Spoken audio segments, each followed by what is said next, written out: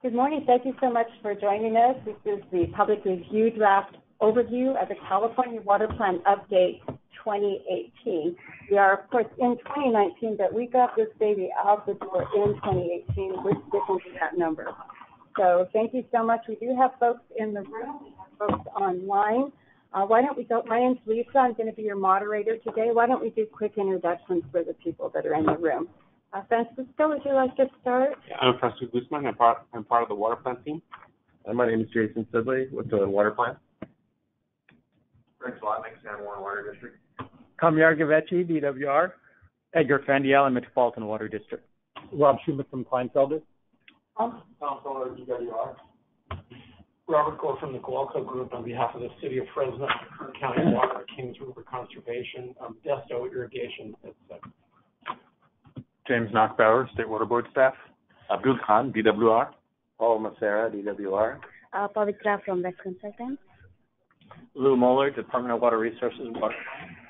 DWR. Brandon Ford, DWR. Jose Alarcon, DWR. Elizabeth Patterson, DWR Water Team, and Mayor of the City of Benicia. Great. Thank you, everybody, for joining. I think it would be fine to go ahead and hop right into the webinar presentation. We're going to start with Francisco. He's going to give us an orientation on the website and let you know what's there and how to use the website. All right. Thank you, Lisa. Well, thank you, everybody, for joining us.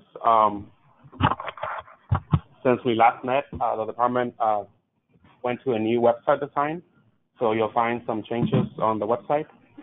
On the homepage, you'll find some background information about the water plan, some announcements about news and updates, upcoming meetings, and of course, water plan e-news. On the water plan updates page, you'll find the current content for the water plan update 2018 public review draft. Give it a minute. There. So all of the content for the PRD is available here. So you'll be able to locate the main document, the executive summary, the fact sheet, and you'll find the additional supporting documents. These are the ones that we have currently available for review, and over the next 2 weeks, we will publish more. We also have a list of the state companion plans that we use to during the update 2018 process. We also have the public comments that we have received so far. So if you have sent us any comments and you don't see them here, please let us know and we will put them there. And I encourage you to review the page, and if you have any problems or are looking for something and you cannot find it, please let me know and I'll help you. And thank you. I look forward to receiving your comments. Thank you, Francisco. A lot of work has gone into this, and I think one of the nice things that you've done here is point out this is a short water plan, but there's quite a bit that goes into the water plan, a lot of supporting documents. So we encourage folks to go in and really explore this website and find out what's out there. At any rate, let's take a look at the agenda. The next presenter was not able to join us this morning. We're going to go ahead and move that item to the end of the presentation and hop directly into the water plan overview. So with that, I'm going to turn this over to Kamyar. I think Kamyar has a PowerPoint, and we'll go ahead and open that. Thanks, Lisa. This is Kamyar Gavechi, DWR. I also understand we're recording this webinar session, and we plan to post it by Wednesday, and the water plan unit will announce the availability and the link to that recording. So if you have colleagues or others who are not able to participate in the webinar, please feel free to share the recording so that they can get an overview. So what I'd like to do is welcome all of you to this webinar to provide an overview of the public review draft of Water Plan Update 2018. And I want to thank you for taking time out of your busy schedules to join us. Lisa, do we have any sense of how many people are online? I work, the number? Yeah, around 300 right now. 300. So there are a good there's good participation, and we appreciate that. It was pointed out to me that it was a year ago, almost to the day, January 9th, when we had a webinar and went over a working draft of Update 2018. We did have the plenary meeting, and we did not have a draft at that time. So this is really the first chance people have had to see what the water plan update has become. We did release this on the 20th of December, and as we'll talk about a little later, we really encourage receiving your comments by the 21st of this month, January. And the sooner the better, because we really want to expedite the incorporation of comments so that we can get the final water plan out as soon thereafter as possible, so that it's early in this new administration. As you may know, what's in the PRD, the public review draft, and this update has been informed by significant input and interaction over the last almost 3 years with our state agency steering committee, the stakeholder policy advisory committee, and the tribal advisory committee, plus public input at the plenary meetings and various workshops. We had a very positive plenary meeting. Many of you, I know, participated. At that time, what we had regarding the water plan was a 2-page fact sheet and a set of slides that I presented. Today, we do have, in addition to that, a almost 40-some page public review draft, which we're going to basically do a walkthrough and provide you kind of an overview of what's in the public review draft and take questions of clarification and any comments that you may have today. I wanted to touch on 2 points before jumping into the webinar. One is, why did it take so long to get the public review draft? And probably the thing that was the biggest driver was we've had significant turnover in our executive division at the Department of Water Resources. Our director, Carla Namath, was appointed just a year ago, and some of our deputy directors were newly assigned subsequently. And as you know, it's one thing to have a plan, it's another to have the buy-in and understanding of the decision makers to actually take steps to implement the plan. So we thought it was very important and necessary to slow the process down and work with our executive division so that they understood what was in the water plan and had an opportunity to provide their input and changes. We apologize for that technical snafu. What also happened in the process of getting our executive division up and running, at least two, both Carla Namath and Chris Chernell, were at agency and came down here. So agency also has been having turnover on their water side, which required that we also work with new natural resource agency staff and executives on the water plan update. Given that it took longer to put the draft together, we also then got very close with the change of administrations, and we're now in, the early part of the transition. And so given the timing of releasing the public review draft of the water plan, our executive and agency felt that it would be prudent to not be too specific or have it look prescriptive, given the need and desire to work with the new administration on actually how to move forward to implement the recommendations in Update 2018.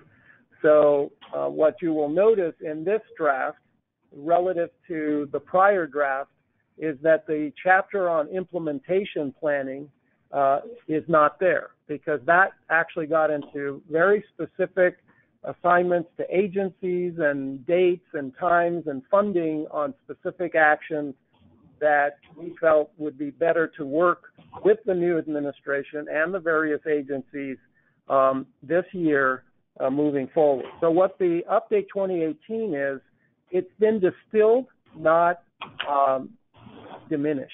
It has less specificity, but the framework that we set out to work on and achieve is, in my opinion, still there.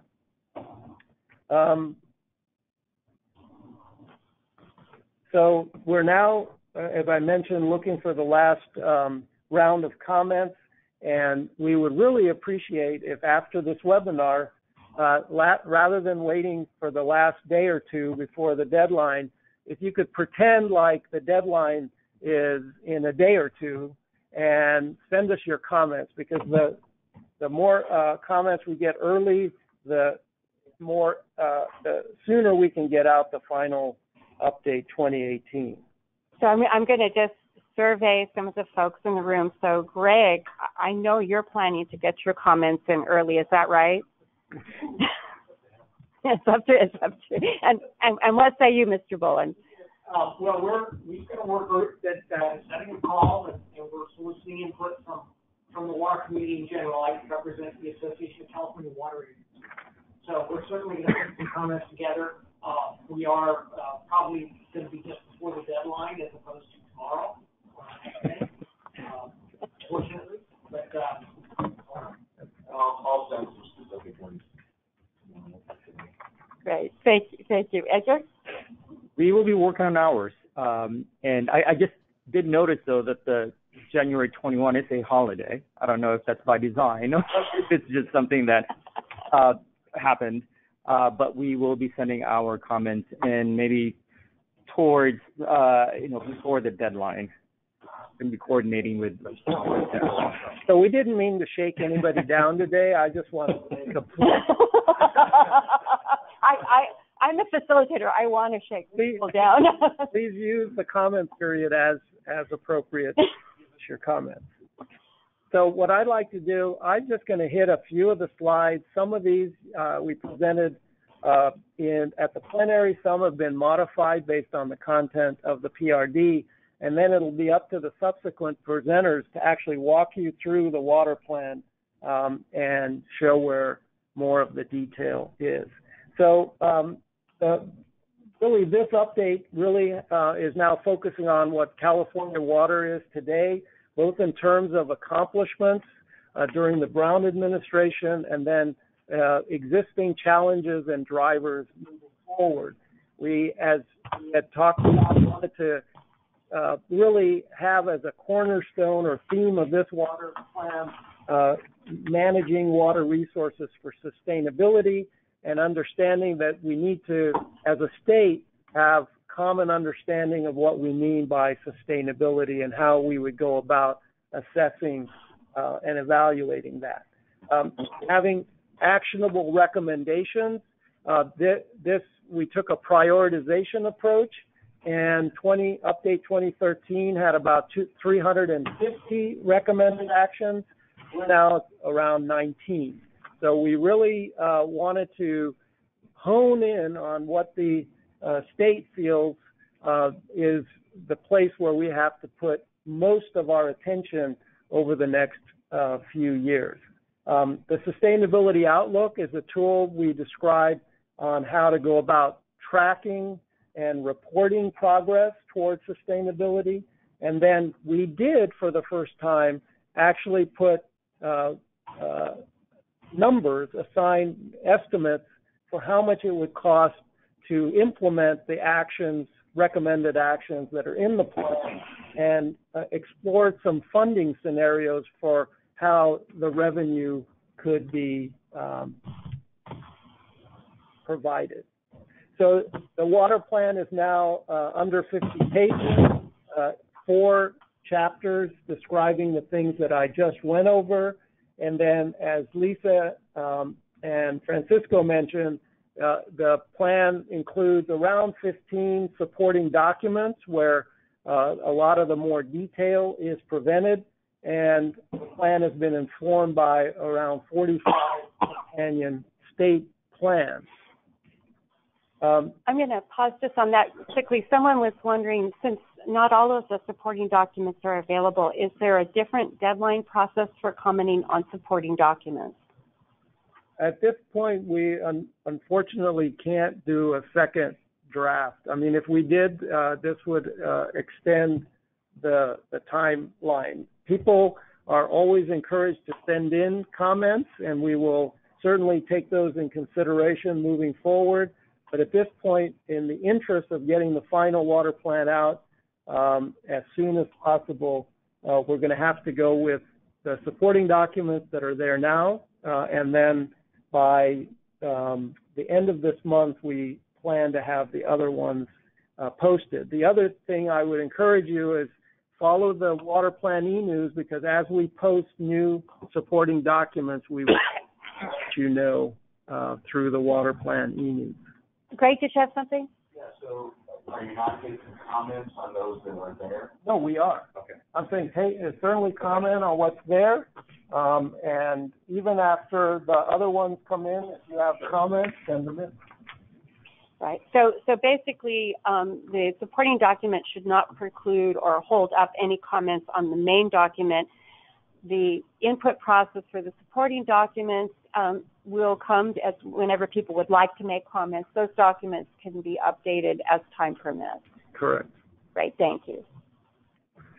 So one of the kind of the cornerstones or premises of this water plan update is that California more and more is a tale of extremes with increasing and more severe drought and flood events, and that climate change has and will continue to exacerbate those extremes, including our snowpack, which is now melting sooner and is estimated to be far less by the end of this century. A lot of our water management infrastructure was designed and planned 150 years ago based on snowpack dynamics, which are changing under our feet. So there is a conditions assessment, as I mentioned. It really highlights the unprecedented multi-year drought we had, followed by the second wettest year on record. As we have in all past water plans, present water balances of water uses and supplies for water years 2011 through 2015, which now that becomes a record of 1998 through 2015. We also document state initiatives and investments that have occurred during the Brown administration. And as part of the assessment, conditions assessment, and I know you've seen this slide before, really underscoring where and who has been expending money on integrated water management, recognizing that about 80% of historic spending has been at the local and regional level. The state has been expending on average over the long term about $2 billion a year, and that equates to only 2% of the state general fund. Based on estimates of working with stakeholders, we estimate that there's at least a backlog of $350 billion in investment needs over the next 50 years. The water plan documents the critical challenges that we have and continue to have to deal with. And in addition, we wanted to highlight that addressing some of these, many of these critical challenges have been impeded by what we call systemic and institutional challenges. fragmented and uncoordinated decision-making, having over 2,300 entities that make decisions about water statewide, inconsistent and flexible and conflicting regulations, because that same siloed planning spills over into the way regulations are set and implemented. We really don't have the capacity and information needed to support integrated water management, and we have to recognize that to address these many challenges, the funding is not sufficient or stable enough. And then we can track to pretty good extent how much money is spent and what projects are completed, but it's a harder job for us to show what performance, what outcomes we have achieved through those expenditures, and if we're moving closer to or away from what people would describe as more sustainable water management. So in the water plan, we recognize that to be more sustainable, we have to do a better job of working up front on shared intent and outcomes, setting goals, sustainability goals with the long view, recognizing that to really be effective, we need better agency alignment and integration across our water management sectors. And we have to really be able to demonstrate to Californians that the money that we spend and the things that we're doing are consistent with what they tell us they value. And that to do that, we need some better method of tracking, and we have to give ourselves permission to make mistakes and do adaptive management as part of the way we do business.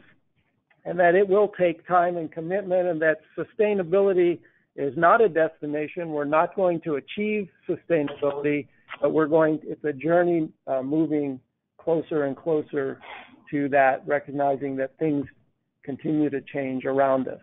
So this water plan update identifies 6 sustainability goals and 19-20 recommended actions associated with them. The first goal is to improve integrated watershed management. There are a number of actions, as you'll see described later in the webinar. And the second and third goals really go hand in glove to strengthen infrastructure resiliency and operational flexibility, to really modernize our water infrastructure given the realities of climate and changing demographics and the like, and doing that in a way that concurrently restores critical ecosystem functions throughout the state, and doing that through more what we are calling multi-benefit projects. We need to empower our underrepresented and vulnerable communities. We have to do a better job of engaging California Native American tribes and people in disadvantaged communities throughout the state. We have to again recognize that the need to improve agency alignment and to address persistent regulatory challenges. And then the last goal is to really beef up our decision-making and adaptive management tools and planning efforts. So on the topic of alignment and integration, this flower diagram, the outer petals are typical water management sectors, and historically we've worked in the outer periphery of these petals where there's little and in many cases no overlap. So we've focused on optimization and specialization, but done it at the expense of unintended consequences and less durable projects. So moving forward, we really need to plan projects toward the center for more sustainable resource management, where we get maximum overlap through multi-sector collaboration, multidiscipline planning, multi-benefit projects, and actually knitting together pots of money from these various sectors toward common multi-benefit initiatives.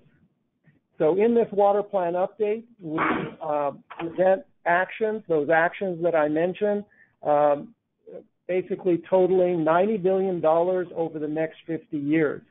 Of that $90 billion, about 86% or $77.8 billion is cost share funds for local and regional infrastructure and ecosystem projects, both capital and operation and maintenance, which in the water plan we note has been one of our Achilles heels in funding, because we often pay for the capital expenditures but have under-resourced their ongoing operation and maintenance. About 10% or $9.7 billion are for state projects, capital and O&M, and $2.7 billion or about 3% for overcoming those systemic and institutional challenges. So again, we want to make sure that as we expend these funds moving forward, if the legislature and the administration were to authorize and appropriate, we want to be able to demonstrate that those expenditures are consistent with our public health and safety, ecosystem vitality, healthy economy, and enriching experiences. And what we lay out the sustainability outlook as a way of tracking our actions, adapting as needed, and resulting in new planning moving forward. And to help us demonstrate and track this, we lay out the sustainability outlook. So for example, one value, public health and safety, would have an intended outcome, adequate water supply for domestic needs, sanitation, and fire suppression, and an indicator for that outcome, number of public water systems not in compliance with drinking water standards. The sustainability outlook is described briefly in the update, and there are two supporting documents that go into the detail for the four values, a dozen outcomes, and about 3 dozen indicators. And we, as part of this update, began piloting the sustainability outlook in a couple of watersheds, the Santa Ana watershed and the Russian River watershed. We've also been working with Pacific Institute on how business and corporations can incorporate these indicators, and some of the supporting documents will provide progress reports on those pilot projects. So the way forward is to set these sustainability goals, implement the recommended actions, have a sustainability outlook to help us track and adapt, and then an investment strategy to inform the administration and the legislature for the funding needed and the funding scenarios for where those funds should come from. Again, I encourage you to subscribe to the Water Plan e-news if you're not already doing so, and that's the way that we get information out about the water plan and also other related water planning efforts. Great, thank you. So with that, we're going to go ahead and jump into Chapter 1. So Francisco is going to pull up the document. And for those of you that want to follow along, we're working directly from the water plan draft that has been posted. And I'll go ahead and turn this over to Lou Moeller. All right. So I'm going to cover Chapter 1, and then I'll hand off to Paul. I'm moving the microphone so I'll stop speaking. All right, we go. So Chapter 1 is, page 1-1, basically, of the water plan. Its main purpose of this chapter is to provide just a context of where California water is since our last update. And it's organized around 3 areas, effectively. The 3 areas are what state government is doing now, what we have been how we've been managing our water. So that's kind of our water supply and balance work that we do in the water plan every time. and then what we've been investing in and where those investments have come from in the past. So heading down into the state initiatives, the first thing, what we've been doing, and that's in pages 1-1 through 1-3. There's a number of initiatives that have been listed there and investments that we have made in the last since the last update. And it's kind of a summary of accomplishments that have occurred there. It's a short list right now. There's 12 of them. There's a lot of other things that have been going on. The first one that is actually listed there is the summary of the California Water Action Plan, and there was recently a summary of the accomplishments of that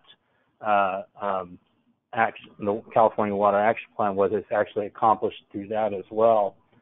And I also want to note back up there, there's the featured companion state plans, which is part of this water plan. It's at the back end of our this current draft, and so there's a number of state plans that are also relied upon to put this water plan together. So these are all things that we've relied upon, pulled from to, put all the actions together in this document. I'm not going to go through every single one of them, but these different initiatives that are listed here are around providing reliable water supply, restoring wildlife habitat and species, improving safety, resiliency, and water quality, and then providing some investments at the end of it there. We'll scroll down to the very end. And so there's 12 of them here, and then Prop 1 and Prop 68 are some of the investments we've made of recent years since the last water plan.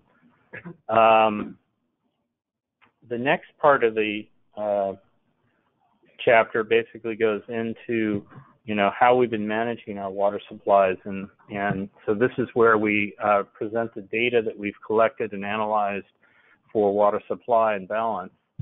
And so this is from pages 1-3 through 1-7. I want to go down right to figure 1, but I'm going to also note before I go into the figure here, so the text basically describes this figure a little bit more, but there's a lot more data behind this. One point I want to make is that there is a lot of data that goes into developing this nice graphic here. We use that, a lot of folks use that data for modeling support and for other analysis that goes out. So this is not the only use of this data. So I just wanted to shed some light on the fact that there's a lot behind this work as well. Now, if we're looking at this first figure 1-1, at the top of the figure, you're going to see that there's the water years that we've presented for this water plan. We've been doing this since 1998. This update basically adds 5 more years to the total of all those, and now we're through 2015. Each of those water years in that black band at the top, it shows the average water percentage of average rainfall, and it also tells you, shows you the precipitation in millions of acre feet. So it gives you a relative percentage there of what kind of a year it was. We have the advantage in these 5 years that we had a wet year and a critically dry year, 2011 being a wet year and 2014 being a critically dry year. Then the next gray band below that black band is where applied water, and that's summarizing how water was used throughout the state of California. Now, this is a statewide table, and so we're showing for each of those water years how the water was used, and under the categories, and there are colored categories there of urban, irrigated agriculture, and environmental water. And then it's further broken down into subcategories under each of those as well. I won't read those to you. There's some interesting takeaways that you can take from looking at this, comparing the different years, how water was used, where there might have been shortfalls in water use between a wet year and a dry year for different categories of uses as well. Now, in the water supply down below, a little further down, We have the band of where the water came from to meet those uses of water. And these are categorized in different areas. We have in-stream environmental supply. Then we have local, both projects, local projects provide some water supply, and local imported deliveries, which are imported between different local entities. We have the different projects there as well, Colorado, federal, state. Then groundwater extraction, inflow and return flow for carryover storage, reuse and recycled water as well. Now, again, you can take a look at between different, where the supplies come from, and between a dry year and a wet year. You might see more groundwater extraction. So you see the, in this case, it's a green band, light green band of groundwater extraction. In 2014, it's a fairly large band, whereas it's less so in a wet year. So these are what you would expect on groundwater is the supply you go to in a drought. Now, going into figure 1-2 and 1-3, they're facing pages, but I'll start with this one. So we break it down into a regional breakdown of the same kind of information on water supply and water use. And we've chosen two different years, the wet year and the dry year, the critically dry year, so 2011 and 2014. And on this one, the basic thing between these two figures are showing that there is a regional difference between how you might have different supplies and different uses of water within the different regions. So it's, one size does not fit all, and you can see some differences there. If you were to look at, let's say, Sacramento River, I think the one, I'm going to look at it on my own sheet here. But if you look at reuse in Sacramento River, there's a large kind of a, I'm going to call it on the lower band, there's a large kind of pinkish color there, light pink. And if you compare it to any other one, there's a lot of reuse in the Sacramento, but less so. I can't even detect any in San Francisco on reuse. So you see some variances between different localities. So this is what the information is kind of showing us. There's ways that you can look at this and draw your own conclusions from it as well. Moving into the third area, so again, we're showing the critically dry year. And you can compare them between, in the document, they're on facing pages, so you can actually do a nice comparison between the 2 years as well. Dropping down. Now, in the investments that we've made up till now, we've, this is showing how we've been investing and who is paying for it through these years. And it summarizes the investments. This is from 2006 to 2015. It's for both capital and ongoing expenses, and so the ongoing is operation and maintenance and administration. I would note that administration includes planning work as well. So this is where the planning comes in. I think Camar mentioned it as well, but 85% of the funding does come from local agencies. That's investments at local level and stuff. But first, in the total expenditures, there's more than $35 billion average total yearly there. Then it's broken down. The greater expense, of course, on this takeaway is most of it is ongoing, and capital is more than $8 billion right there at this point. And then going to the next chart is capital expenditures. And on here, it's showing a few things. One is that the state is investing around $2 billion per year. Again, that local investment is the bigger portion of it. And I think we're going to hear from Jason later today that he's going to, suggest that we need greater investment than $2 billion a year. Maybe a doubling of it. I'm not sure. I don't want to Yeah. No, it's all Jason. Anyway. It's possible deniability. Yeah. anyhow, so then, and the last chart is ongoing expenditures. This is the, that operations, maintenance, and administration, and it's showing, where the state,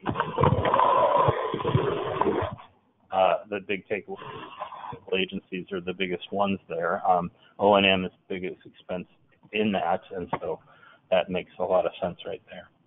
And that's my quick routine on that. On chapter 1, we did. I've been monitoring online, and we've gotten quite a few questions about where the data comes from, and is there some place people can look at to find out more about the data? Well, yeah. So we post all data. We have we did a. I'm trying to think of what the. The sporting documents, but the assumptions and estimates is what I was looking for. The assumptions and estimates is where we kind of documented where we will be pulling this kind of information from. So that answers that part of the question, and that is up on the posting as well. And we have posted all the data, and we can get you even more. So it depends on how deep of dive you want to go into this kind of data. We can get you. We can probably make you cry with the amount of data that we have, but at the same time, it's we bring it into summaries like this, and so it depends on what is needed on that. So it's a compilation of data that you've acquired through your own processes. So a lot of it is we're our regional offices basically go out and collect the data from the various agencies that are out there in the various forms, and then tabulate that in, and then there's a large process on trying to, make sure that this data is analyzed correctly, that it's balanced between the different things. So the whole premise of it is that if you have a water use, you need a water supply. So if we can actually quantify water use better than we can water supply in some ways. So it is based on that overall concept, is that every use needs a supply and it has to come from someplace, and that's how we come up with these numbers. That's great. So this chapter is a really good example of, even though the chapter looks to be fairly small, the body of work that went into actually putting that together is massive. Yes. Great. So thank you. And if they go to the website, they'll be able to find more about this. Great. Yep. Thank you. Well, let's go ahead and hop over to Chapter 2. And again, we did lose our speaker, but Paul Macera is ready to jump in and cover all of our bases. So you ready to roll on Chapter 2? Ready. Very good. Thank you. So with the context that we just received in terms of Chapter 1, what Chapter 2 does is really its job is to tell us a story about what we're up against in terms of the challenges in moving towards a more sustainable water future. And also, more specifically, it really makes the case, what I'll show you after this chapter, which are the goals and the accompanying recommended actions. So basically, the actions and goals are really designed to address the challenges that I'm just going to give you kind of a brief walkthrough of in Chapter 2. Before we get into the challenges, there's also an important piece to this, and Kamiar alluded to it earlier. Actually, he defined it more or less for us, and it echoes what you see here in this text box. That is, framing sustainability and actually defining it in a way that we can know that we're moving towards it is a necessary next step, and it's something that we've made some inroads with, some progress on in this water plan update. And just like the water balances, there's a large body of work behind this as well. And the sustainability outlook that was talked about earlier is the enabling tool that actually we can apply to determine if we're on track for a more sustainable water future. So I just wanted to flag that up front because that's an important kind of foundational aspect to this water plan. So getting into the challenges, there's two categories that Kamiar already talked about, so I won't redefine them. Instead, I'll just kind of quickly walk through what the critical and systemic and institutional challenges are. I do want to say that these challenges that I'm going to share with you, just like the actions represent a prioritization process, the result of a prioritization process, so do the challenges. There are many more challenges and much more context in the prior update. What we've done for this one is really sharpened the messaging to focus in and support that set of priority actions. Or in Update 2013, bottom line. However, we perceive these as being the most pressing And it's not just us. I should add that this is the result, we said it earlier, a result of a lot of input from stakeholders and state agencies and so on.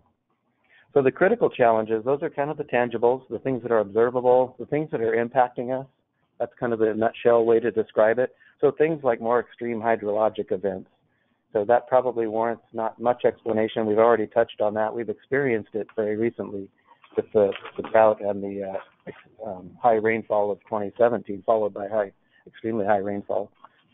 On page 2-2, we've also got an acknowledgement, and this is a big deal, and I think it's oftentimes underappreciated that there is a very significant number of Californians that are living in conditions where they do not have adequate drinking water, they do not have adequate water for sanitation in California.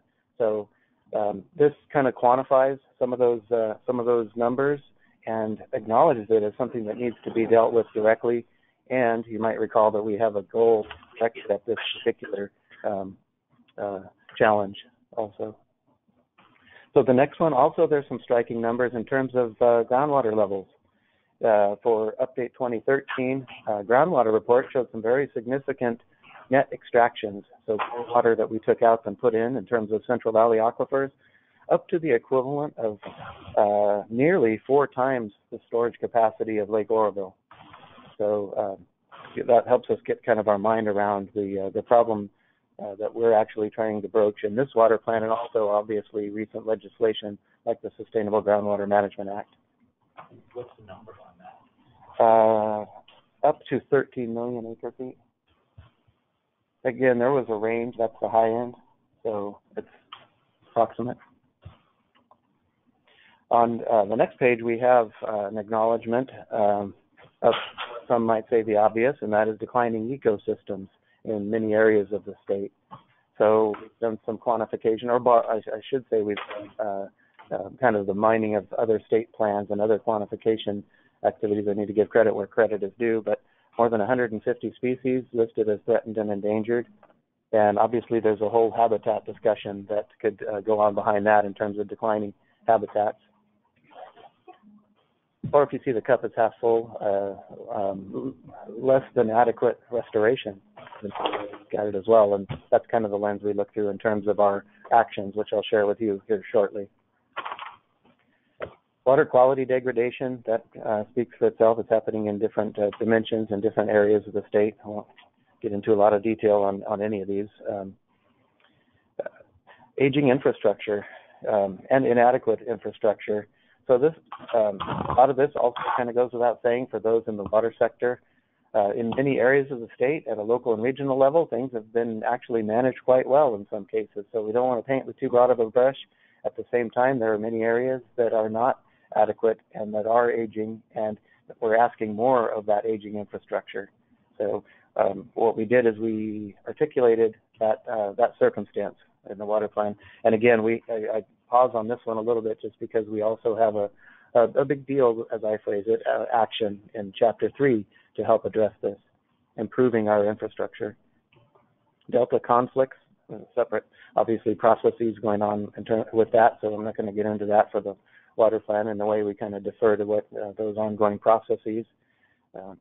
The bottom of page 2-3, this is something we kind of foreshadowed in Update 2013, brought it in as a concern, even prior to that, actually. But the fact that it's important for system-based management, be it a watershed, be it a river basin, that management occurs at a similar scale and scope of where the resources are occurring, where the natural resource systems are occurring, and the headwaters are no exception. So upstream management affects our water supply, it affects our water quality, and so on.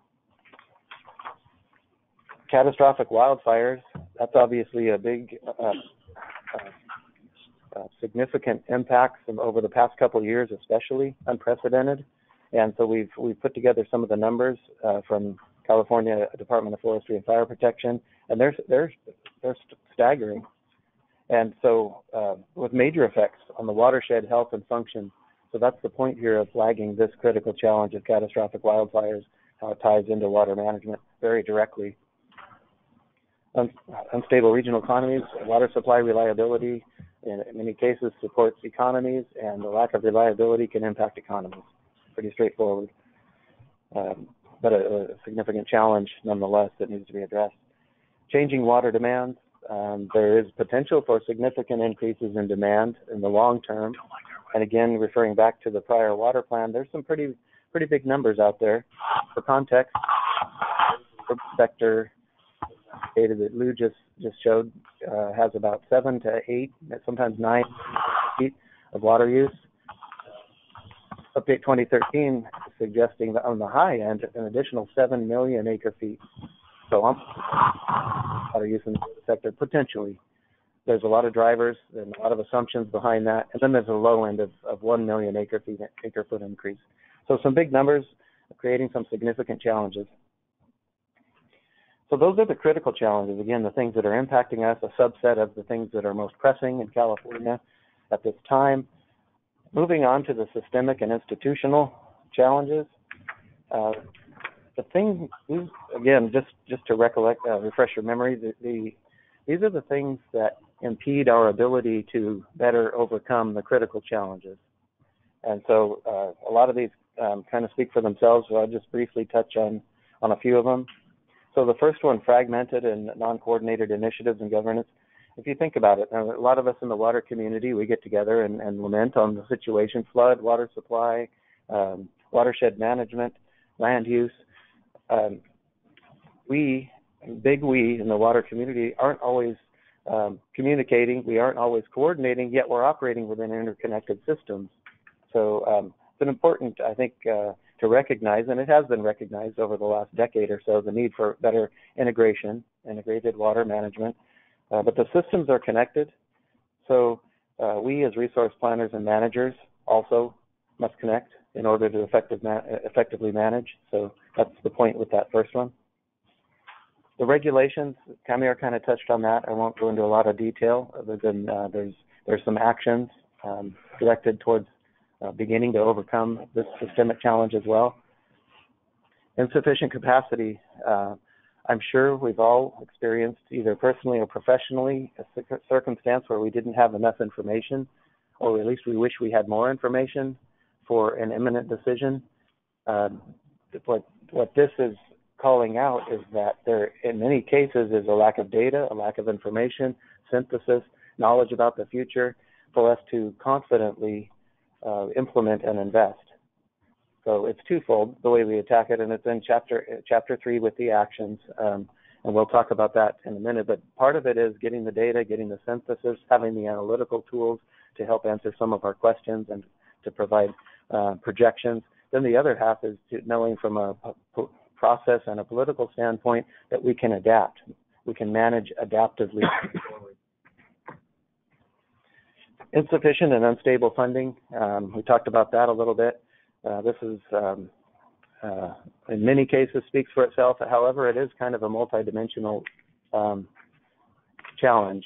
So there's local, state, and federal, each one with different funding constructs, some with constraints, some with fewer constraints. So what we do, I won't spend a lot of time on this because Jason, when we get to chapter 4, will describe the funding mechanisms that we currently use. It's focused on state government and some of their attributes and applications, particularly in terms of funding this water plan update. But suffice it to say, for the challenges, these institutional and systemic challenges help to shape the recommendations that we'll share with you here shortly.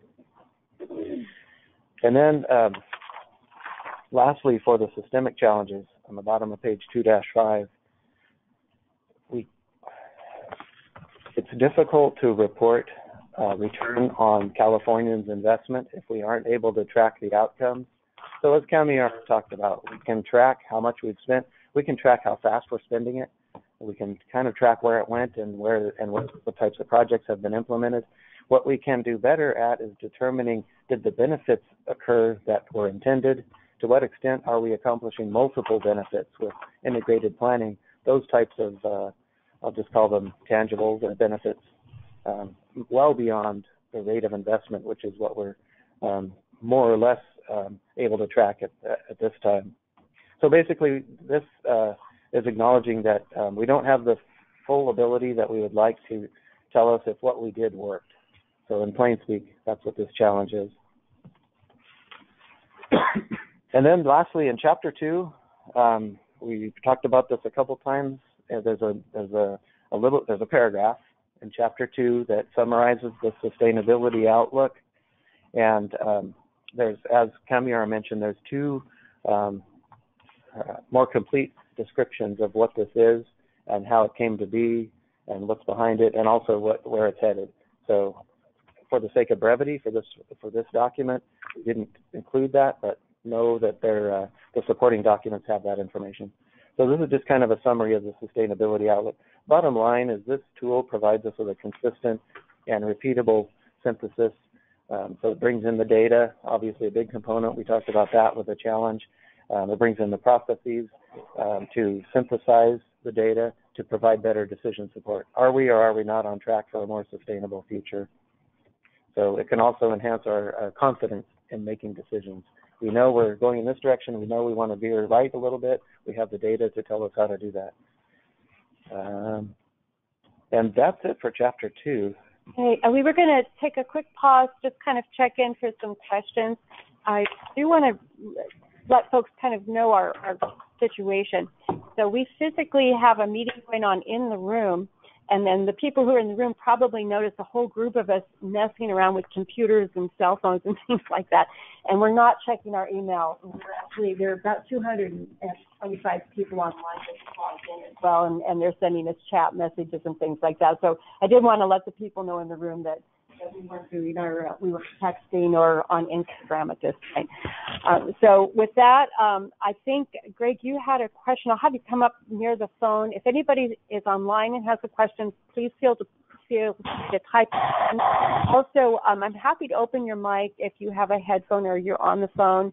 I'll go ahead and call on you and open your mic. So go ahead, Greg. Yeah, just a couple of questions on the paragraph on demand. It references 2013 numbers, obviously. Since then, regardless of what those numbers may have changed, we now have the long-term conservation regulations, statutes. And I think, obviously, you have no idea what that's going to end up doing, but I think it's worth mentioning that that's going to impact that. Similarly, for the groundwater issue, SGMA, we knew in the past that ag demand was expected to go down. That was pre-SGMA. And now with SGMA, depending upon who you talk to and what you look at, could be anywhere from 1/4 to 3/4 million acres going out of production, potentially. So I think at least some reference to that and how even more uncertain those numbers are. But the trend in terms of urban and ag demands are down. So I think that needs to be incorporated. Great.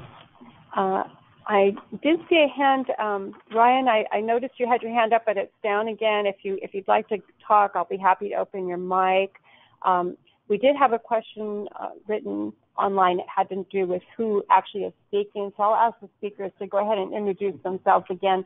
And if you do want to know who the speakers are, that's available on the agenda to go back and do that. We also did get a comment. I'll check in with Lou real quick, but someone wanted to mention in terms of the data sources and where data can be found. There's a whole page on the Water Plan website for water portfolios. Towards the end of the meeting, if we have time, we'll come back and pull that up so everybody can see it. So with that, I'm not seeing any other requests. Why don't we go ahead and move into the next chapter? And it just so happens Paul is ready to go. Oh, I should introduce myself. Paul Becerra, and I'm with DWR and the Water Plan Program Manager. So jumping into Chapter 3, so we've framed up some of the most pressing challenges. And again, thank you to all of the input that we've received from our Public Advisory Committee and our State Agency Steering Committee, Tribal Advisory Committee. So this wasn't developed in a vacuum, and I think that makes it even more valuable that it, we're feeling, does represent a broader water community than just one department's take on it. So Chapter 3, again, starts to frame up the goals and the recommended actions that are designed to overcome begin to overcome many of the critical and systemic challenges that we just walked through. Basically, kind of in plain speak, it's this chapter, the job of it, and this is part of the feedback we want. Did it do its job? Is we really want it to communicate what the state can do to support local and regional activities, to improve state-administered activities in a way that does effectively begin overcoming those challenges. So that's the question really for this chapter and the content within it for you all to hopefully give us some feedback on. Another thing, just for context on this chapter, is that it is contingent upon funding and authorizations. Just kind of for those of you who are not 100% familiar with the water plan, the California Water Plan, it doesn't automatically create mandates once the final plan is released, nor does it authorize funding. So it will involve a joint effort with the state legislature, the executive, to actually authorize and fund the actions in the plan. Another thing in terms of context, the second sentence that's highlighted, the state plays a unique role. That's an important thing to note as well, because the role of state government obviously had a major impact on shaping what these actions are designed to do. And the state does have unique roles. One example can be looking at sustainability from a statewide perspective. Obviously, that would be a unique role. While sustainability is the aggregate of local conditions, there is also the need for a statewide look and a statewide investment strategy to help manage that. To manage interregional, interstate, even international matters, for example, is another role that state government plays. And then, of course, things like provider of last resort, protection of public best resources, helping the disadvantaged communities, and protecting our resources. So with that in mind, looking through kind of that lens as we look through the actions, I think is helpful. So do the actions effectively help advance the state's unique role, and do they help address those critical challenges? And one more context thing, then I'll get into the content. This context is pretty important before we dive into the details. As Kamiar alluded to also, the way that these are currently written, as many of you have noted, there was a larger body of work prior to this particular version. This particular version, however, leaves room for conversations with the incoming administration and the legislature and others that will be involved in implementing this plan. So you may see it to be a little bit more, a little less specific. And, I just wanted to make sure that was clear as to the reason why. And the thing about the body of work that's been done, that I know a lot of our public advisory committee members and all of the advisory groups had a hand in, and that body of work has not vanished off the face of the earth. It exists, we have it, and we can bring it to bear in these conversations that we've left room for going forward. So, all right, a lot of context. Now, jumping into just a quick walkthrough of the chapter, starting with Goal 1, improve integrated watershed management. In a nutshell, it's working together within our interconnected systems. So like we kind of talked about that with the challenge. I won't go over that again. But there's three ideas here. So one is improving coordination by providing base funding for integrated regional water management groups to be able to bring in disadvantaged communities and bring in more broadly. I'm not saying it's not occurring, but have more resources to bring in disadvantaged communities and Native American tribes into the conversation to, again, augment that integrated watershed management. One thing I want to say before I go on, I meant to say this right at the goal. So the goal, integrated watershed management, there's been some discussion about scales of planning versus scales of existing governance and how does that play out. I just want to be clear that this goal is not suggesting that a new scale of governance. What it's suggesting is that we manage at the scale, again, as I said before, that the resources are occurring, not that we need a wholesale revamping of our governance structure, including integrated regional water management groups. So there's a difference between managing at a watershed scale and governing at a watershed scale. We're talking about managing at a watershed scale. So action 1.2, expanding the role of working landscapes. There's a lot of efforts that are ongoing. There has been for some time. California Forward has done some thinking. There's been some stuff in the Delta, and the state sees value in this, and moreover sees value in expanding these efforts of preserving and enhancing working landscapes. Action 1.3, flood managed aquifer recharge, FloodMAR. In plain speak, I think, first of all, this epitomizes, in my opinion, multi-benefit integrated planning. And without going into a lot of detail, it's using floodwaters to recharge for later extraction and use, and also to mitigate the effects of overdraft and so on. But here's the bottom line on this. I think, it's conjunctive use is essentially what this would involve. Conjunctive use has proved very valuable in the past. It has more potential than what we're currently doing, and this is promoting more of it. That's the bottom line on that one. Goal 2. This is all about improving our infrastructure, so I kind of alluded to that earlier. This is important. I flagged the challenge, which is also the critical challenge, which is important. This is a big deal. This is the majority. You'll see the numbers coming up in terms of the funding needs for these coming up in Chapter 4. But this is a big chunk of the funding, and most of it, a lot of it, is capital investment. And this is intended to provide additional funding, perhaps even at an accelerated pace, for state government funding for state government activities, statewide, as well as local and regional. And again, to echo something that Kamiar said, you can't say it often enough, the intent is that the same ratio goes forward as we currently fund. That is, 85% of this funding would generally be provided for local and regional activities. Of the state funding would be provided for local and regions, and then about 15% for state activities, more or less.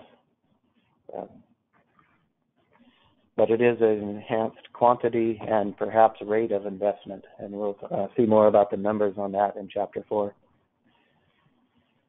So goal number 3, I view this as somewhat of an analog to goal 2, and that is we're improving our infrastructure in goal 2. Let's improve our ecosystems at the same time. And so this is a direct acknowledgement of the types of actions that we are proposing moving forward. So things like addressing legacy impacts, where the entity or persons that created an impact is no longer available to be held accountable. Who's going to pay for the impact?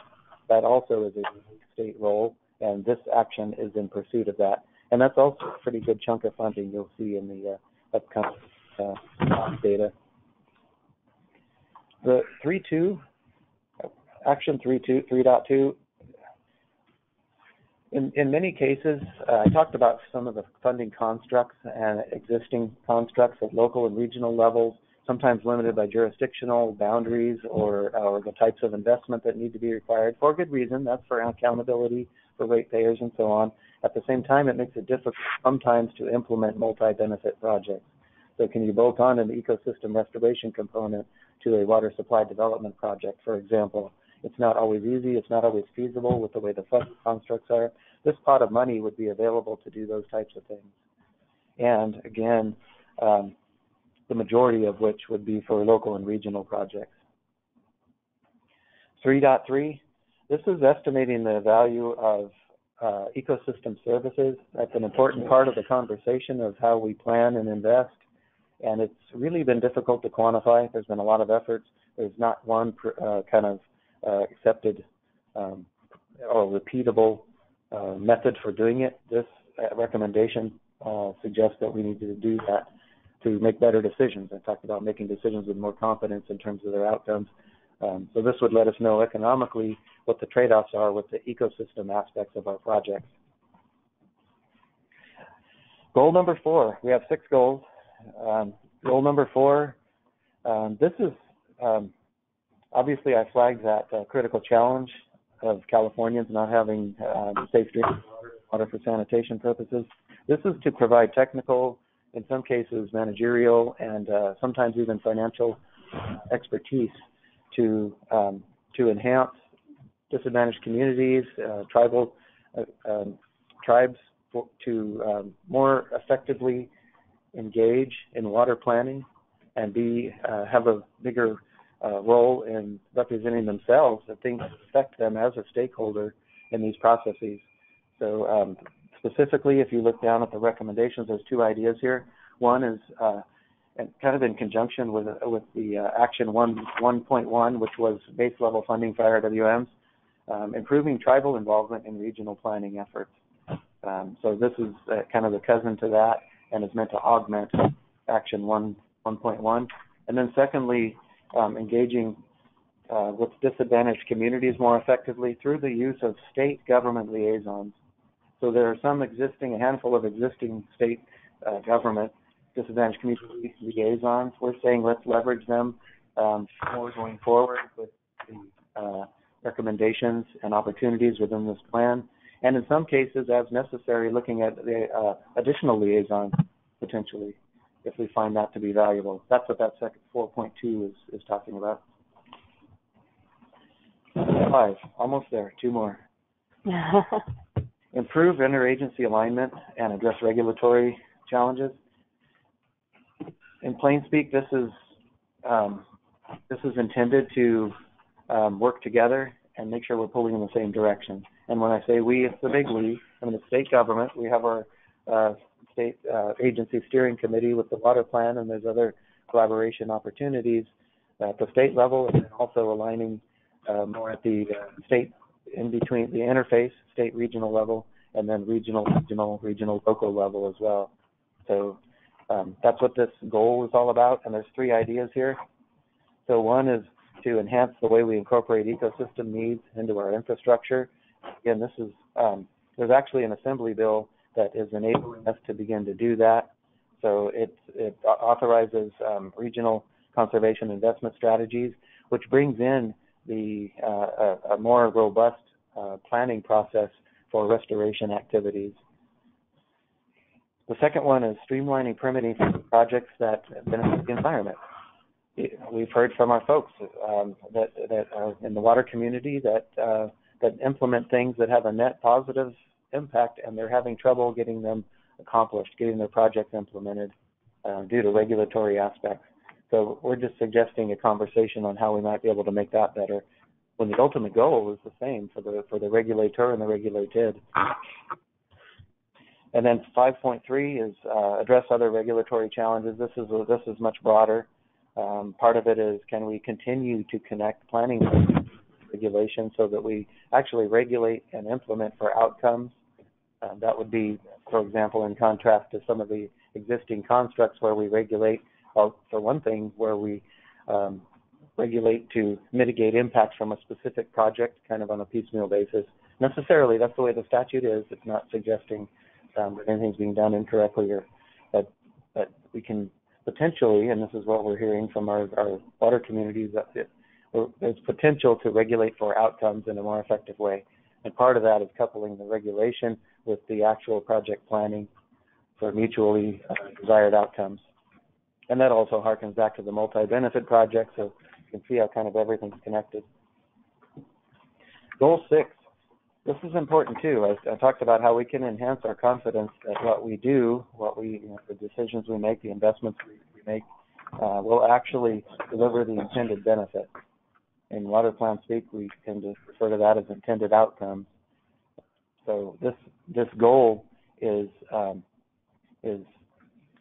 created in that vein, and there's a handful, I think 6 or 7 recommendations under this goal. So there's multiple ways of accomplishing this, and it's very important. So just kind of hopping through the ideas under this goal. Data collection. Let's continue implementing Assembly Bill 1755 for more open and transparent data management. The next one, 6.2. Let's make sure that we're effectively coordinating our climate science and our monitoring efforts to make sure that we're best equipped to prepare for climate change, and to make sure that we're being as efficient as possible with the data and information that we're collecting. 6.3, improve performance tracking. This is also a big deal. This is the sustainability outlook. So we've talked about it. We've kind of developed it in a sense in conjunction with our statewide flood group. Now we need to deploy it. And I kind of alluded to it earlier. It's really necessary to deploy it at a regional scale. You can't really do a top-down sustainability outlook. How are fisheries habitat doing statewide? It depends, right, on the area that we're talking about, on the species. So the point is here that we need to deploy it, but we need to also partner with the local communities to make it happen. And that's what this recommendation is telling us. 6.4, this is also a big deal. For the past several water plans, both the regional and local entities as well as state government, we've all been kind of lamenting, gee, it'd be nice if we had a more robust way of building in regional plans, regional priorities into the water plan. So we can take a statewide look and look at where the state can most effectively and strategically invest. It's not an easy task, but this is a step forward. This water management, water atlas, that's a tool that will enable us to better gather and receive information from the regions for that purpose that I described. So we can identify priorities in the region. What does the region want to be in the future? Where are the opportunities for the twofers, where the state can actually bring in some of this money from the infrastructure recommendations, from the ecosystem restoration recommendations into support regional efforts in a way that creates multiple benefits and helps advance the state's roles in water management that we talked about. So that's a biggie. That's a real enabling tool that we're looking forward to working on in the future, continuing to work on. So we're enhancing our ability to report on outcomes, to report on things people care about. Action 6.5 says, well, we should maybe think about attaching that as a requirement for receiving state financial assistance. So not just reporting on is the project completed, but is it producing what we expected? And another big part of that too is identifying the intended outcomes in advance. Because if you come in on the backside of the project and say, okay, did it achieve what we wanted? Well, we didn't state what we wanted up front, particularly. I mean, that's not to say it's not occurring at all, but there is a construct within the outlook that gives us more of those specific outcomes that we talked about earlier. Expanding water resource education. If you recall the kind of rows and diagram that Kamiar brought up, showed earlier on his slide, there's a lot of sectors there. Each of those sectors has a lot of disciplines that are involved in making it happen and supporting those sectors. This recommendation is looking at succession. Going forward, how can we help ensure that we have enough interest in water resource careers and a broad enough spectrum of competent disciplines? We almost never have problems with the internet. I think there are a lot of stuff. My internet was on for 24 hours yesterday, so I think that's probably what's going on. We think everything's up and running again. We did have some questions from the last session, so let's go ahead and cover that. One of the first ones was there were folks asking about industry and questions about fracking and water extraction, groundwater, and there was a question as to whether or not this water plan includes any information about that. Yeah, this Kamiar, we actually touched on that in Update 2013. We did a significant development of content on groundwater for Update 2013. I think that information is still very relevant and current. I think as I recall, quantity-wise, just the amount of water used for fracking in California is different than other states just because of the nature of the oil reserve. I think it becomes more a concern of water quality and the containment and construction of wells that go through potable aquifers to get to the deeper oil reserves. So I encourage folks to look that content up, and if they have any specific questions, they can certainly email us and we'll get back with them. Great. Also, there was a question about whether or not there was any linkages between particular recommendations and the suggested funding or the funding sources. You mean the chapter that we're going to get into now? The next one? Maybe it'd be a good question to deal at the end of Chapter 4. Okay, so we'll come back to that question then.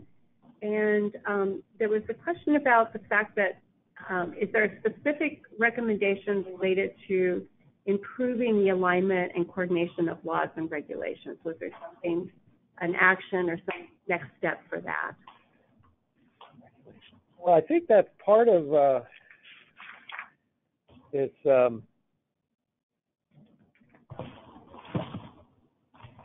the agency alignment and regulatory, addressing regulatory challenges. That would be part of that, because a lot of what's done in regulations are laws and things that are mandated, and what state and federal agencies do are often driven by that. So I think that would be covered in that particular goal and action. Okay. All right. Well, Jason.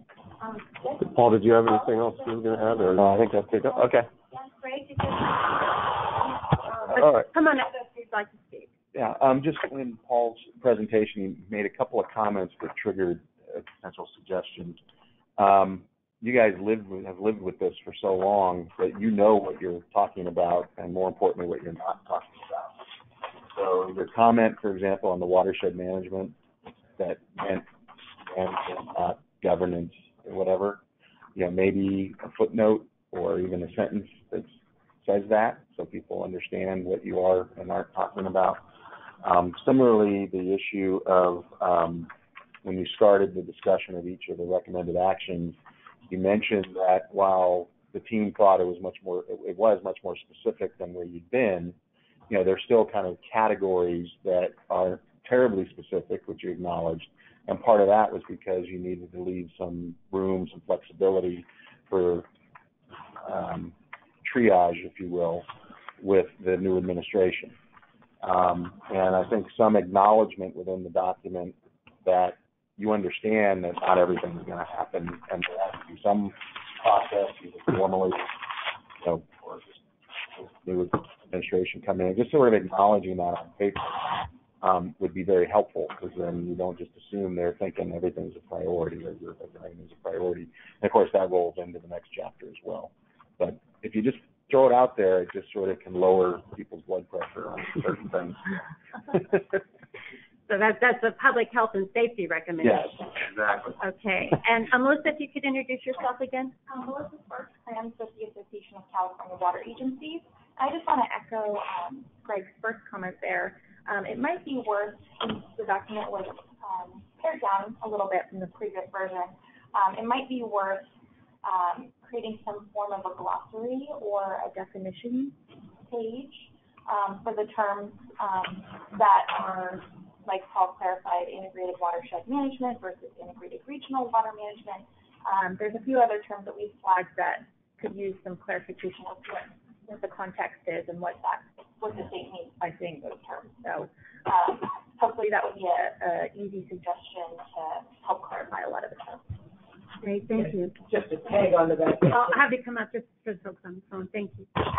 Dave Boland, Aqua. Just you had made a comment, Paul, about plan speak or water plan speak or whatever, just the idea that there is sort of a terminology that's assumed within the plan. Some of those things are defined in their context, but it might be helpful just to have some place where folks that are not as, up to date on what all we're talking about. For instance, regulatory alignment is an important concept. And of course, sustainability, you've got that in the box. But some other things like that might be helpful. Okay, thanks. Thank you. Michael, something I'll have you come up and introduce yourself again. Michael Warburton, Alliance, and we sometimes intervene in public planning processes when we feel that public interests may not be adequately defended, and that's been particularly true through the Public Utilities Commission. And when you're looking at costs and benefits, my main question here is litigation expenses. How much are litigation expenses? What is the proportion in terms of the entire project and the benefits, and that it's absolutely, it happens that there is sometimes incredible litigation, but no representation for public interests. And sometimes when people have planning discussions, just because DWR speaks, it is assumed that the public is represented. And I think there are some serious questions and about the relationships between advocates and who isn't there. It used to be disadvantaged people weren't there. But the public is not there in a big way, and it sometimes is reflected in the litigation expenses and the basic that is public information. It's not proprietary. And when a local county, for example, it should be out there, and a lot of effort. Okay. So Michael, are you looking for some acknowledgement of that when you take a look at the funding space, or instead are you looking for something associated with representation of the public's interest as part of the narrative, and or both? And also, yeah, you know, it's in these fudging, yes. in the fudging categories. There are some enormous slush funds, and sometimes the money doesn't get out, you know, through the slush fund. Okay. You know. Right. And in terms of budgets, transparency is important with respect to legal expenditures versus capital expenditures. Okay.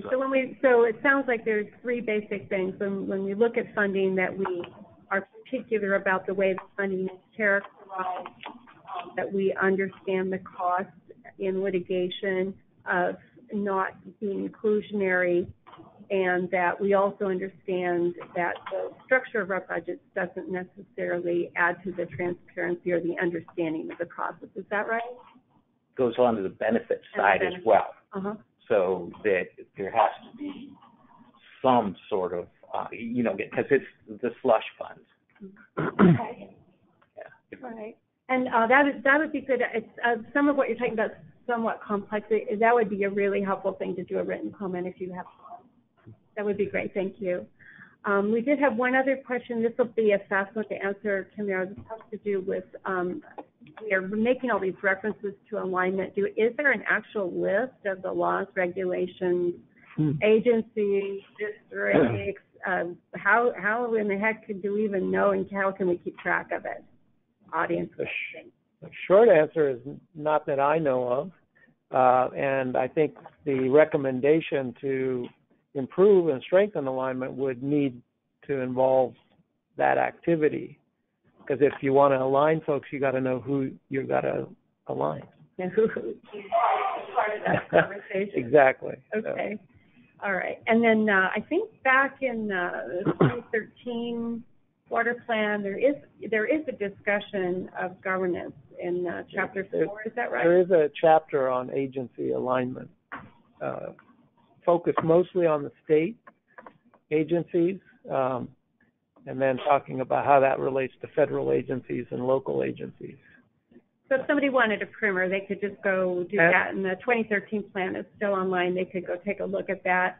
And then an additional recommendation that staff has looked at is potentially doing an inventory of exactly the questions this person was asking. And Update 2013 also included a goal and about 10 or 12 actions related to strengthening alignment.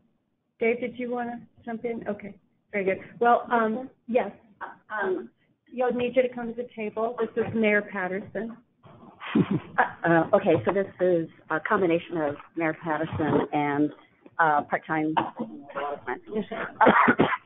what I heard and what Michael was talking about is the issue of, for me, is public participation. And one of the things that we say in the water plan is that we need to engage the public. And I want to kind of underscore that that goes a long way to getting the public to understand the shift that we have with investments and the cost of those investments. And so he may not have intended that, but that's what I was hearing, and I would like to underscore the need for focusing on that public participation aspect. Great, thank you. All right, Jason, would you like to talk about money?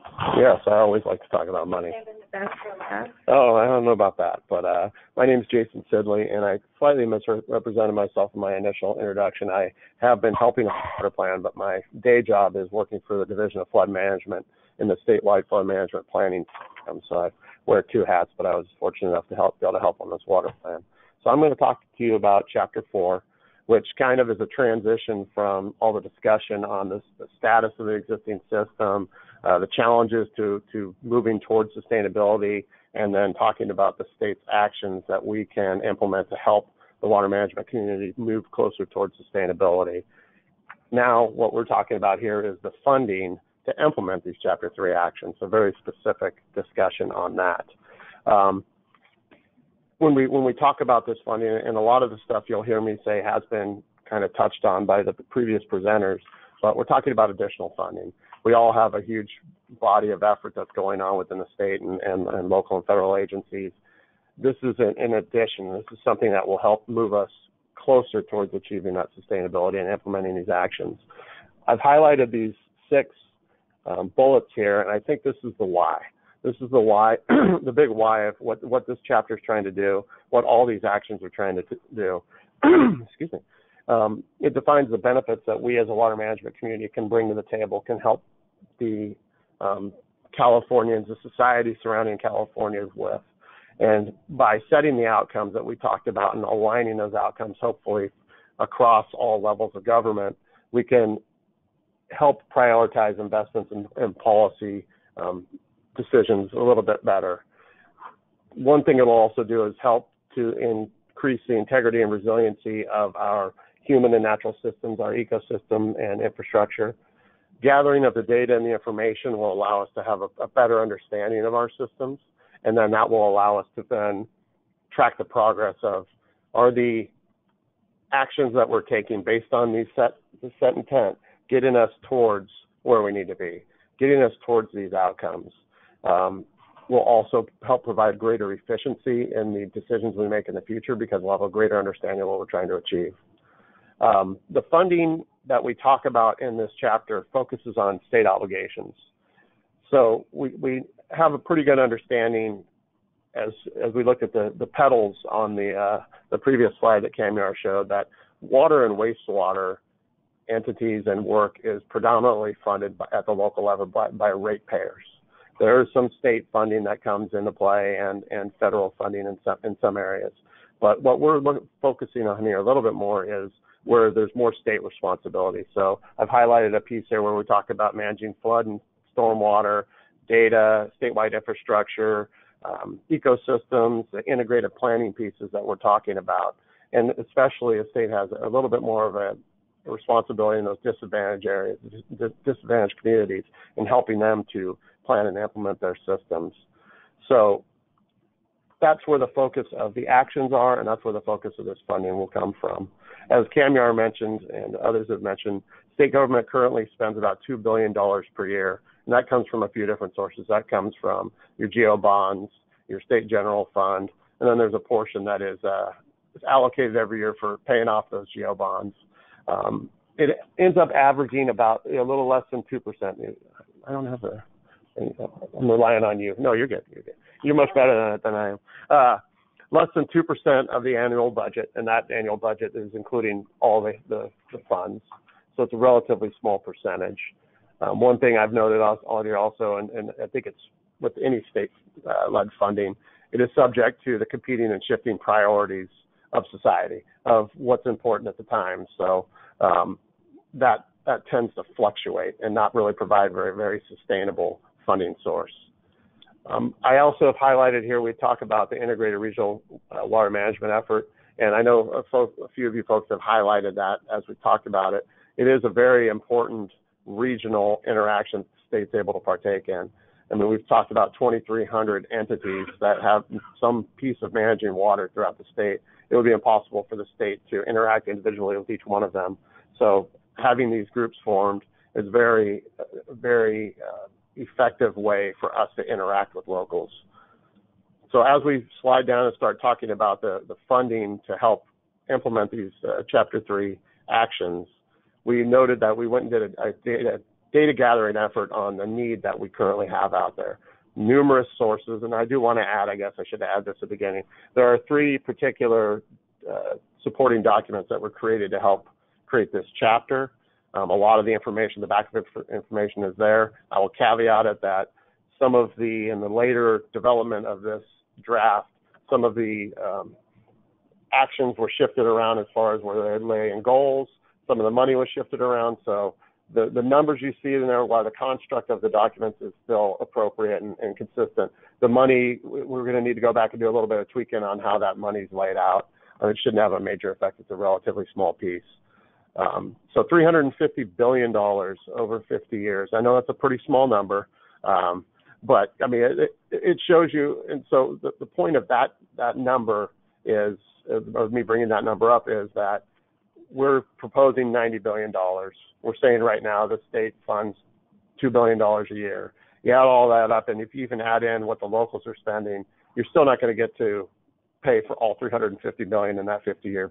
So this is still a drop in the bucket, but we feel that implementing these actions at the state level will help state, locals, and feds to start really improving the system and really improving the infrastructure needs and the ecosystem needs. So what we did is we came up with this number through a lot of interviews with locals, interviews with our stakeholders, those types of analyses, and came up with $90.2 billion over 50 years.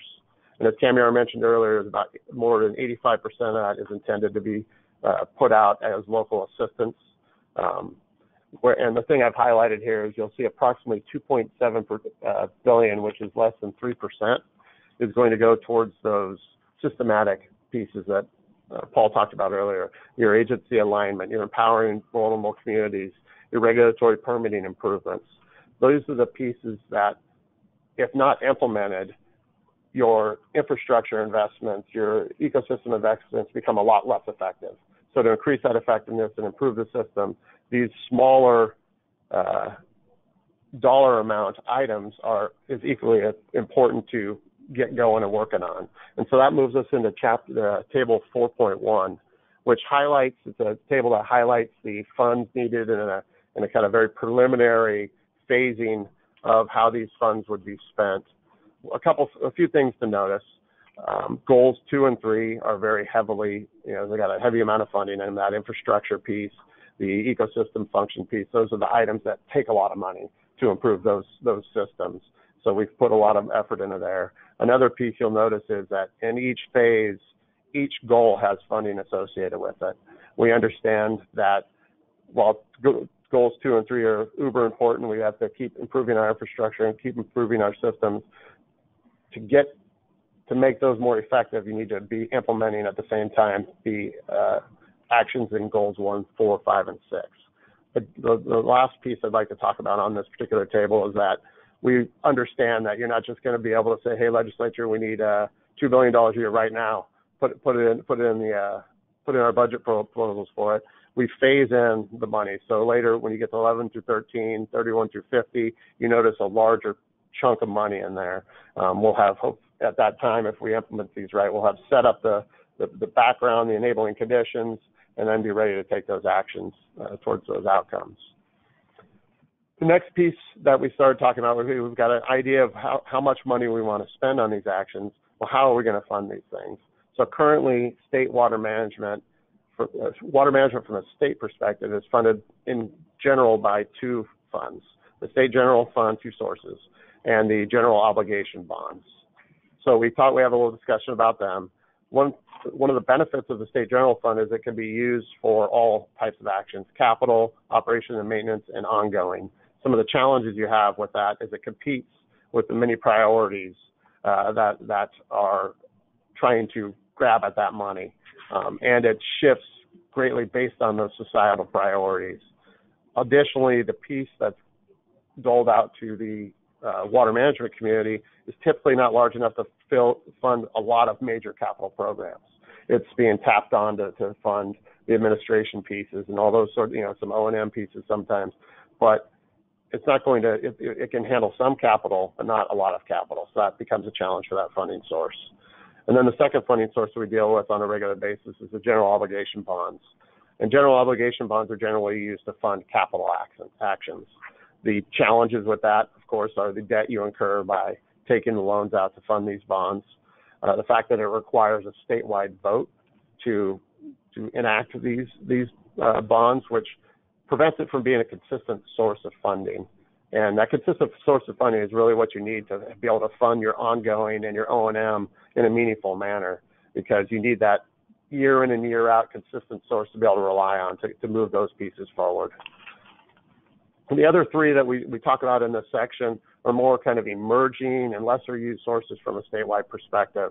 So I won't really go into those. We aren't considering those in the scenarios that we'll be talking about momentarily. So then table 4.2 gives you an idea, kind of some of the information behind that $2 billion historical number that we talked about. It breaks it into three different categories. You have your historical annual average, historical annual max, and that's the annual max for each source. So it's not necessarily all in the same year. And then we go to the 2015 annual expenditures. And the reason we stopped there, that's our latest number, is that when we created this document was the final year which we had information that was the budgets were closed. Everything was accounted for. Even in 2016, 17, 18, you still have some numbers that are moving around as things are allocated and spent. So 2015 was our latest number. So you see those historical averages in that $2 billion range. You'll notice that third row, the interest on GO bond debt has averaged about $500 million a year over the last 10 years, but has been increasing and will continue to increase as we let more bonds. So then that takes us into the discussion on table 4.3, which talks about the potential use for the various types of existing mechanisms and their use on funding the Chapter 3 actions. And we have several attributes that we're looking at. And as I mentioned, all these things have an analysis behind them in the supporting documents. So if you want to know why we say low or high in some areas, you can take a look, and we do have an analysis based on that. So the attributes we're looking at are the annual reliability. How reliable will this thing be on a year in, year out basis? The capital and ongoing applicability, whether it's good or, as I discussed with the bond and GF, and then general fund, sorry. And then cost share range. And this kind of denotes typical cost shares when implementing these types of sources that the state provides and will work with locals to cost share. And then the different revenue sources that fund these types of sources. And so the last thing I'd highlight on there is the two top, general fund and general obligation bond, will be the ones that you'll see in the funding scenarios later on in the chapter. So then we go to the next page, and recommendation 6.7 is the recommendation where we are encouraging further discussion on the possibility of using other sources to augment the funding that comes from a state perspective from GO bonds and general fund. We feel that we're not ready at this point to start recommending the types of novel mechanisms that may or may not be used, but we feel we're ready to start having that broader conversation within the water stakeholder community. So that's where that recommendation comes. So we decided to highlight a few novel mechanisms in here that are being used in some senses at the local level, but may or may not have applicability from the statewide perspective as we move forward. And so the highlight that I have here down is in the novel mechanisms can be administered. It's not necessarily a state government administered piece. There are novel mechanisms that can be administered by locals, by regional entities, or by the state government. And I think the second sentence is important in that when we, as a state, start looking at what novel mechanisms we might administer, we have to be cognizant of the fact that we need to make sure we're minimizing the impact on local agencies' ability to generate revenue, because that is important. You know, we understand that. Yeah, we'll stop there. And so we talked through a few of these, and since we're not really talking about them in the funding scenarios, I'll let you guys read them and comment on them as you wish, and maybe a comment or two on those. But we do also have a table that we've created based on the analysis, backup analysis, for the potential use of these funding mechanisms in Chapter 3 actions. This is just, hey, these are kind of some discussion points to start talking about these types of novel mechanisms. Same attributes, that sort of thing. So finally, we would go on to talk about the funding scenarios. And so behind this, in the supporting documentation, there's a document that's got a bunch of different funding scenarios. What we've captured here are 3 funding categories, scenario categories that we're talking about. And so the scenario A is the one in which we increase the GEO bond, increase the borrowing, and keep the general fund at its average historical levels. Scenario B is going to look at increasing the general fund and then keeping GEO bond at its average historical levels. And then scenario C is kind of a combo increase. What happens if we, you know, are there ways in which we can increase these and not increase them by exorbitant amounts? And that's that combo piece. And so as we go and look at what we came up with the findings, and these scenarios, mind you, are not recommendations by the department as to what we think should be funded. These are just some concepts as to what types of scenarios would help fund these actions. For each scenario, we did hold the local and federal funding, assuming that it would stay at its average historical funding over the last 10 years and just keep that moving forward. Now, once we get in and the rubber starts hitting the road, we start looking at if there's increased infrastructure funding coming down from the state, the locals may have to make some adjustments to help maximize that funding for themselves. But at this point, we're just assuming that number is staying consistent.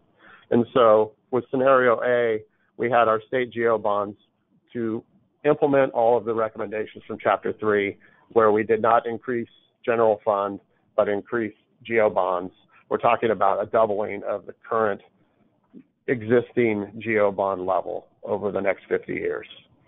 So you can assume, you can imagine the challenges that will go along with that, with regards to the debt, with regards that you would incur, with regards to making sure that you have enough funding for those ongoing pieces, that sort of thing. Scenario B goes the other way. We're going to increase, this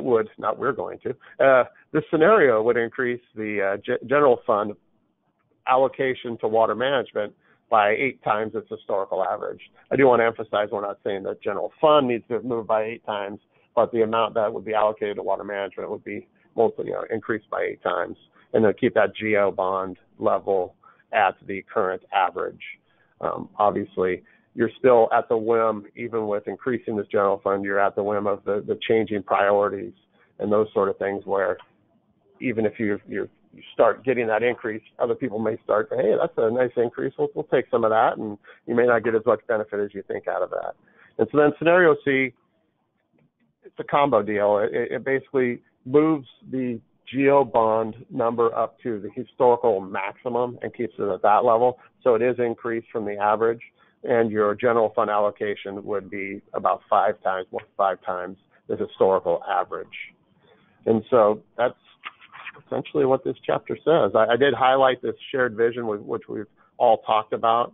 I think this document in particular and the actions that we're proposing will really help align decision-making processes, all the things we've talked about. And so I thought I'd highlight that at the end. And there, I'm done. I got us back on track.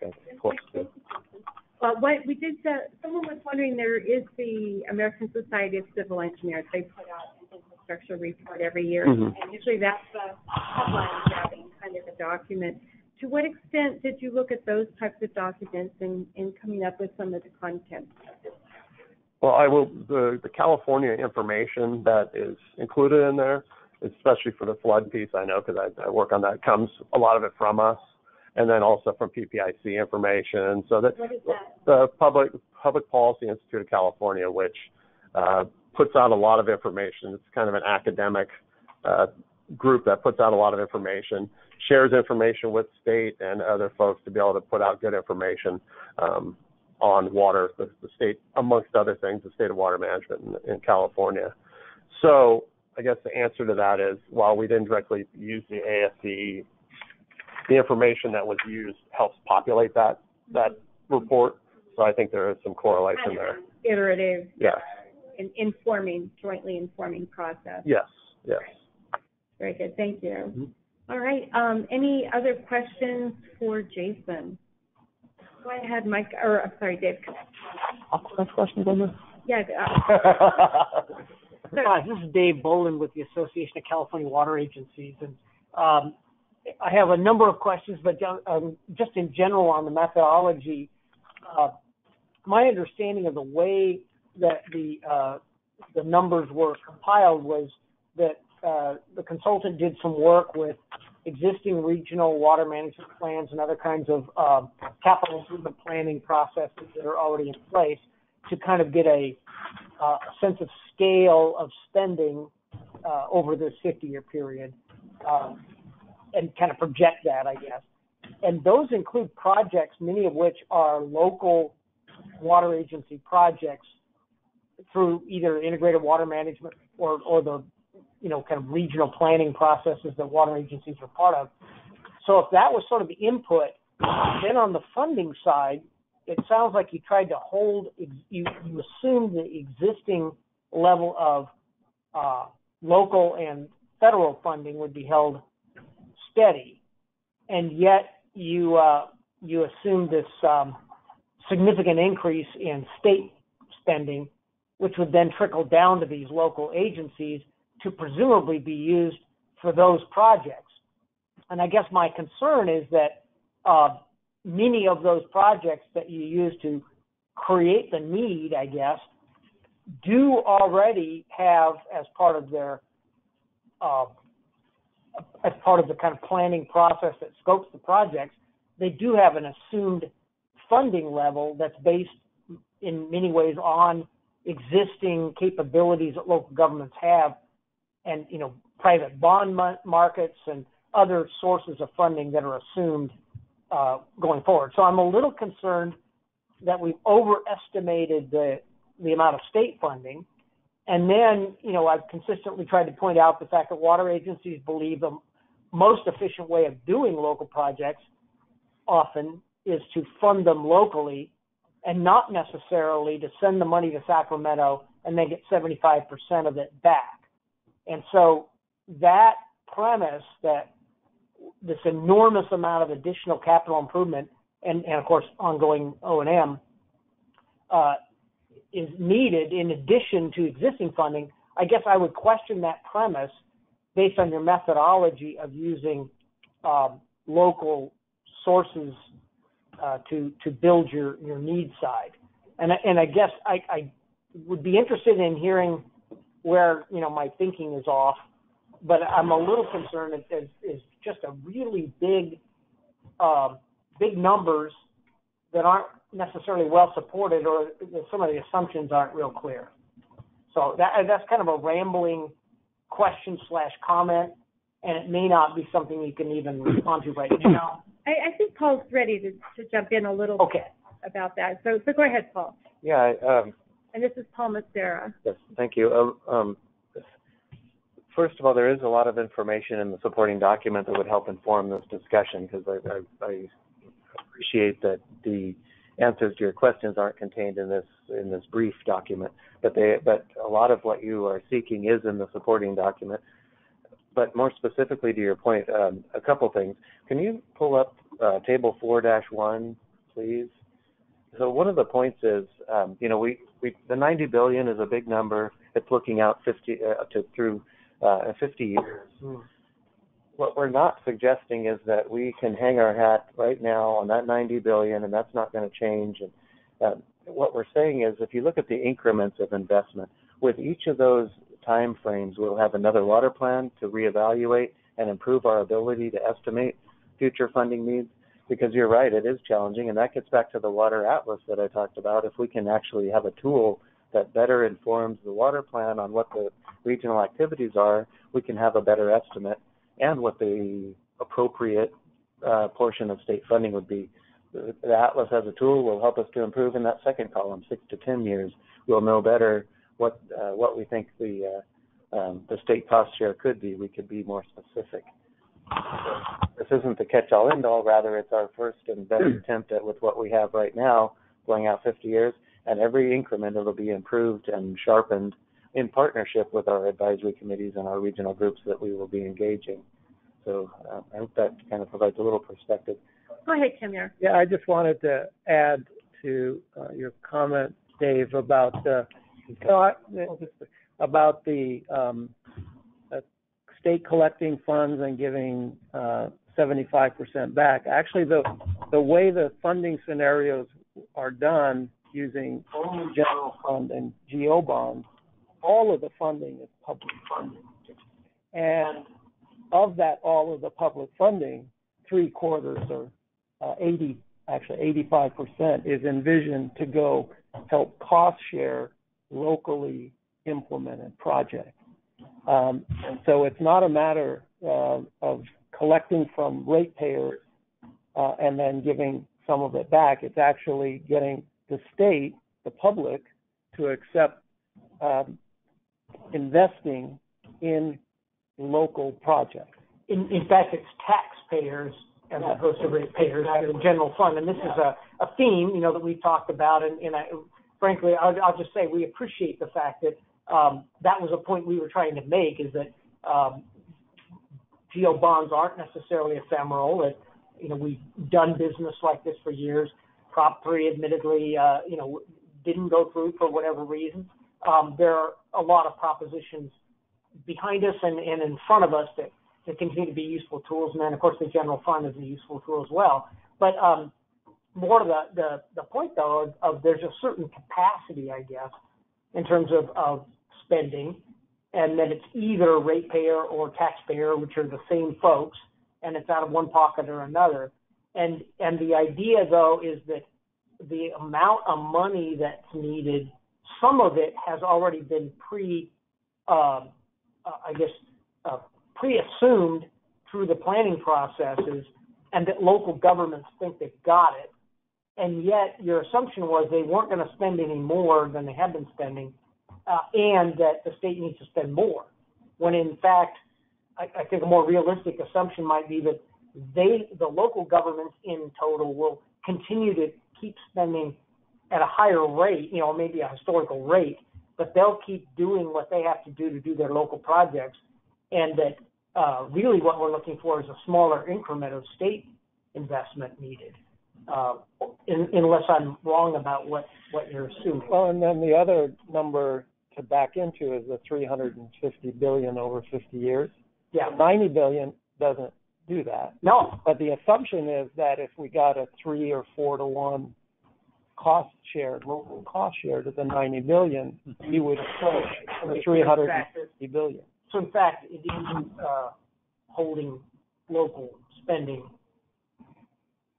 at current levels. Yeah, I mean, in mathematical speak, you'd have to do some iteration, but the initial assumption was the same rate of local spending, how much more the state would need to invest, but up to the $90 billion, not the $350 billion. I'm going to jump in really quick and just notice as a time check, so we have reached the end of the session. It's all right. And we had a couple of glitches with the webinar, so we're kind of not all that far off. What I want to do is very quickly just cover a couple of items and then come back to this. That way, if anybody really needs to leave, because people do schedule their time, that they can do that. So the thing that we wanted you all to know is there is definitely a desire for you to review this document and to give feedback. At the very beginning of the planning document, there's a list of what it is that you can review. We want to know about the completeness of the information. So Dave and Melissa already offered some ideas about adding, and Greg, some sentences that would augment what was said and help us understand better what should be there. So how complete is there a missing sentence that would really clarify what's going on? Is the information organized properly? Are there any readability issues because we don't have things in the right sequence? So that even came up in the questions. There were some people that were anxious to hear the answer of something that we knew was going to happen in a later chapter. So that's a good piece of feedback. If something needs to be sooner in the document, go ahead and get us that. If anything is not factually correct, please call that out. The water plan really takes pride in making sure that it's highly accurate, it's well vetted, and that people can rely on what that water plan says. So if you see anything there that is a red flag to you, get back on that one immediately. There's a couple of primary messages in Water Plan Update 2018, for example, the importance of modernizing our green and gray infrastructure, the importance of adaptive decision-making and tracking so that we know if our investments are actually working, the idea that we need to get better alignment of our regulatory processes and have better stability in our funding. Those are key messages. One of the things that the water plan team is really interested to know, are these messages aligning with the kinds of things that your organization is thinking about? The water plan team hopes that the water plan can be a tool for you as an agency to help you with your own planning. So to the extent that there is a messaging or there's a often the and you can processes, all the better. For example, we do know one agency right now using the structure or the framework of the water plan to help with their own integrated regional water management planning. That step up and step down, particularly when we get the water atlas going, will be very important. And that really takes us to the next part about relevance. The water plan team wants us to be a relevant document, to be useful to you, to be offering ideas and suggestions that really advance the water management ball. So those are the areas of review. There's more information. As you can see, the water plan team is very open to hearing from you. You can mail, you can email. You've got lots of ways that you've heard or talked to us. You can send any of us an email, and we'll make sure that it gets to the right place. So are there any questions about the review process? Okay. We do want to also mention there is supplemental information. Francisco had an opportunity to show that to you a little bit earlier when he showed you the website. We did, again, want to flag the water portfolio. So those of you who are data geeks, and I could probably do a poll of the room and guess that almost every hand will go up on that item. You should go in there and play around with that, take a look at what's in that website. There's some great stuff and some great data. So I'm going to check in with Tim real quick, and once again, he'll make a couple of closing comments, and then I'm going to reopen after the comments, and we can go back and continue the discussion. Dave, if you'd like to stick around, and Greg a little bit more to dive a little bit more deeply, but I do want to let the folks who plan to leave at 12:30 be able to leave, and I do apologize for running late. So, Tamir, do you want to wrap it up? Yeah, thank you. You actually did a really nice job, Lisa. What I would just add is, thank you all for participating today on this webinar. Also, to me, that shows some interest in hopefully providing us comments and feedback by January 21st. I also wanted to take this opportunity to thank the Water Plan team and the State Agency Steering Committee, the Policy Advisory Committee, and the Tribal Advisory Committee. These are folks who have put extra hours and effort into completing this update of the water plan. And certainly over the last 6 to 8 months, it's been actually a great example of adaptive management, given the changes and the transitions that I discussed earlier on in the meeting. The team just really stepped up and was very positive in responding to questions and concerns and suggestions from the various advisory bodies, as well as DWR Executive, Natural Resource Agency, and the administration. So I feel we've made a significant advancement from 2013 to 2018. It is by no means that our work is done. In fact, I'm hopeful that it lays, again, another cornerstone for better things to come. So thank you all for your effort. I'm really proud of our work and our accomplishments, And I look forward to your comments to help us make those last fine-tuning adjustments before the final 2018. And then last but not least, we look forward to having you engage and join us in Update 2023. Thank you. Come on, may I have a minute? Sure. Go ahead, Anastina. Thank you. If you could introduce. Yes. My name is Anasita Augustinus, and I apologize. I write after introductions, but I also wanted to acknowledge the committees and involvement in the tribal advisory committees that have participated. I wasn't available earlier to see. I noticed on the invitation and RSVP list, there were several tribal constituents and tribal leaders that may or may not be on the line. But we will be having a tribal advisory committee review of the public review draft on January 15th from 2 to 4 p.m., and that information will be sent out. So if any of you are on the line and there's information that you have comments on that we're able to speak to today, we will be able to do that on January 15th from 2 to 4 p.m., and there will be an email blast out to those individuals. Thank you. Thank you, Anasita. So with that, if you are online and you'd like to pop off, feel free to do that. We are going to keep talking a little bit longer about money. So if you'd like to be part of that conversation, feel free to stay on the line. If you're in the room and you want to sneak out, feel free to do that. None of us will even notice. We'll just keep our heads down. Just ask that you do that quietly. I know that I did have a couple of folks who did want to say a few more words. I'm going to also note that one person online had a comment, so I'll just read that as well. And when you think about a new user feed, you also consider the other water user feeds being considered in the SB 623 AD 401 processes and the cumulative impact these feeds will have on the ability for local retail agencies to raise rates to cover new feeds, as well as have financial ability to continue to make investments counted on in the update. Can you really count on a sustained 85% of the water investment from the local agencies? So with that, we'll kind of set the stage. Paul, do you want to hop back in? I think it's just it's 85% of the funding goes to the local agencies, not into the local agencies. I think they were talking about the, as I read this, I think what they're talking about is that in our estimations, we look at what we assume to be the existing level of investment and whether or not that was a reasonable assumption. Paul, yes. Can I jump in on? Are you only if you're not representing staff? Okay, Mayor of the City of Benicia. Okay. So the current funding mechanism that we experience at the local level is a barrier to adopting and getting into a lot of the vision for the California Water Plan for sustainable water management.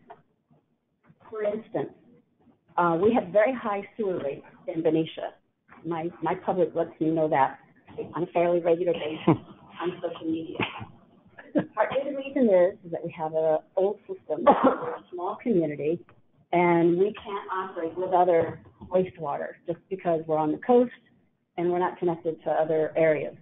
We could save money if we recycled that wastewater, and because then we'd be treating it and getting double use out of it, and it would also give us more security and water supply, and it would also make us less obligated to the state water contract. So unless there's a different funding mechanism for the state of California, we're going to be doing the same stupid thing we've been doing for a really long time, which is increasing our rates on the public that can ill afford increased rates. And they get hit from all sides, and we're not addressing that at the state level. And there are solutions, and I would like to have a robust conversation about what can we do. If you look at the diversion of the rates and what the local sector is putting in and the decline of the state in those investments, you see the unfairness of what is currently going on. Thank you. Paul? Well, I was going to respond to something that Dave Boland brought up too, is the discussion of will the state invest more, or should the state invest more, or should the state invest less, alluding to the adaptability overarching message in this table, that we can actually launch, adapt with each of those columns over time. We have a water plan that updated every 5 years. So adapt and evaluate the future funding needs along the way, and not just jump to appropriating $90 billion to implement everything in day one. But more importantly, the intent and the context behind those big ticket items, the goal 2 and 3, and the actions associated with them.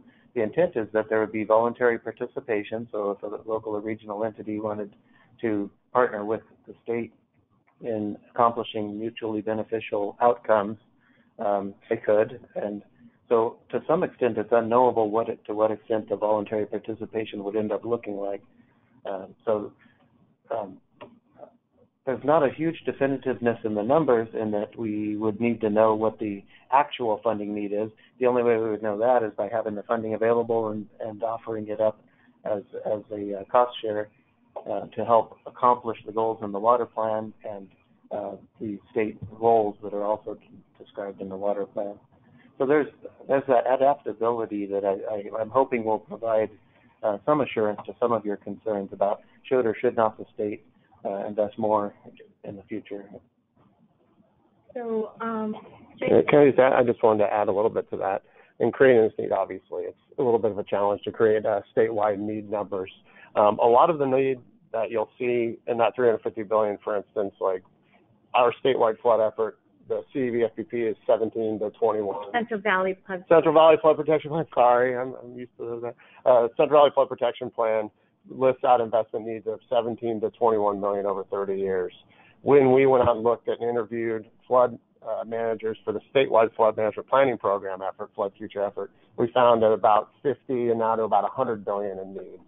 Understanding that in about the 8,000 projects we gathered, which a lot of them are local projects, 20% of them don't have any funding associated with them, or not funding, any numbers, any cost estimates. So I think what Paul's going to is right now we have this number that's based on the best available information we have.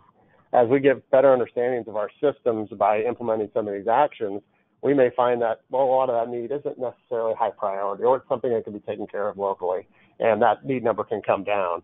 And so that's why I think Paul stated it perfectly, that we've got some pretty big numbers in there, and those numbers may fluctuate. They may go up in 11, 15 years as we realize the system's in worse shape.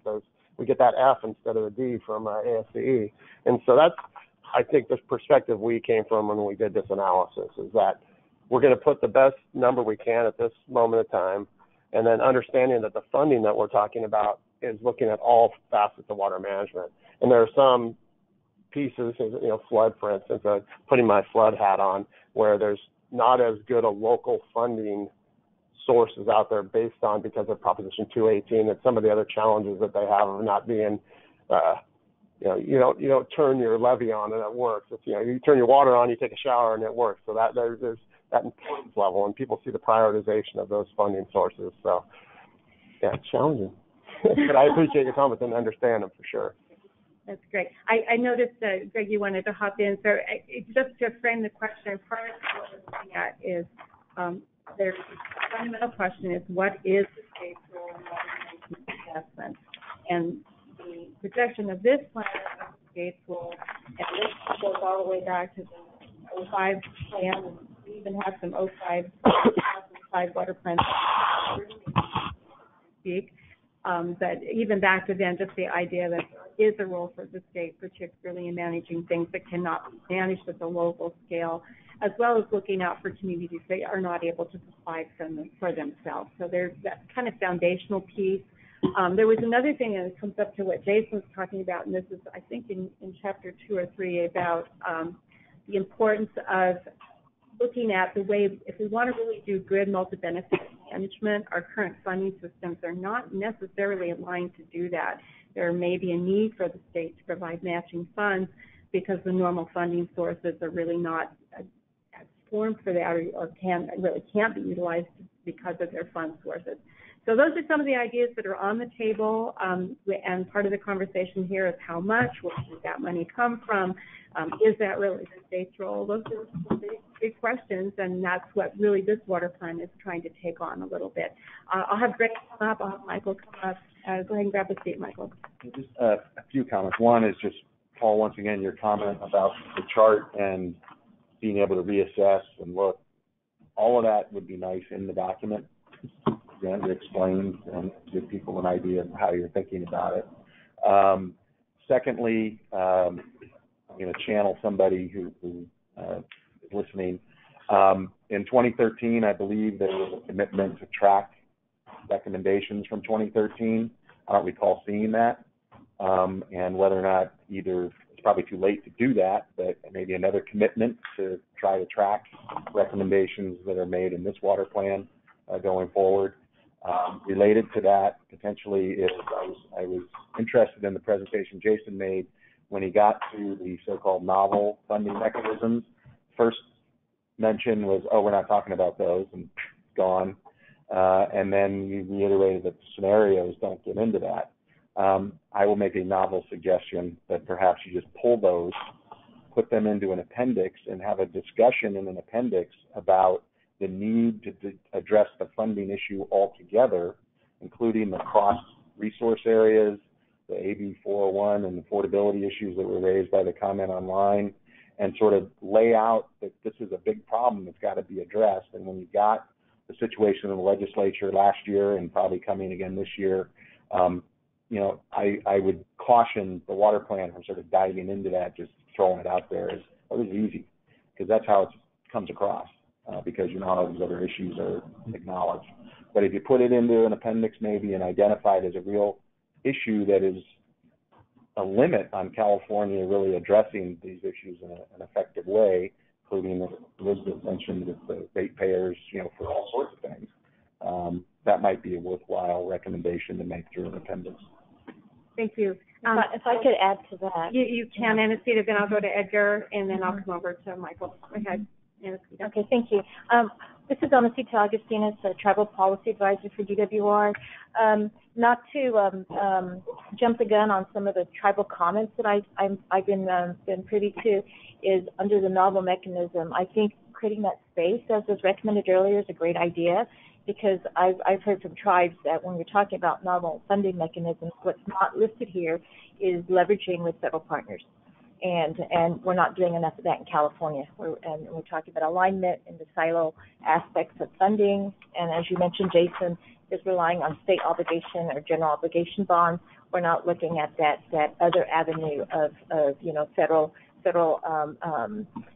partnerships. And that federal partnership is something that tribes really depend on, who are sovereign entities. And another thing earlier that also recommended on the definitions and the glossary expansion, another item that you'll probably hear or see from tribal comments is expanding California Native American tribes as a definition under Governor Brown's existing B1011 executive order, that tribes mean sovereign entities, federally and non-federally recognized tribes. So just some information that you'll see earlier as these public comments get shared.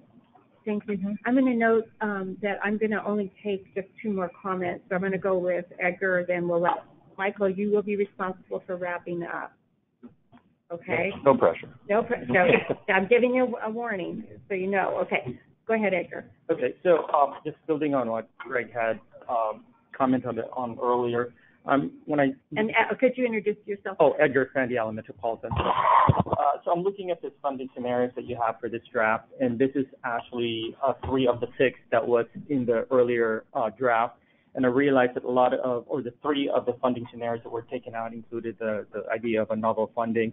However, having said that, if you look at, and I'm trying to see if I get my math right, if you look at each one of these, whether it's an increase in GO bond or an increase in state general fund or a combination of both, if you look at the math and the increases that you're looking at here, doubling the GO fund or 5 times or 8 times, and all that, it comes to about $2.5 billion or something like that, which would be good for the first 5 years, but then as you go and move into the next 5 and 10 and 15 years moving forward, then obviously there has to be an increase in funding that would be identified or required for the state. So even though we're not talking about novel funding mechanism, there is a question of where that money is going to come from. So it's just more a commentary, but it's almost like not be discussed anywhere.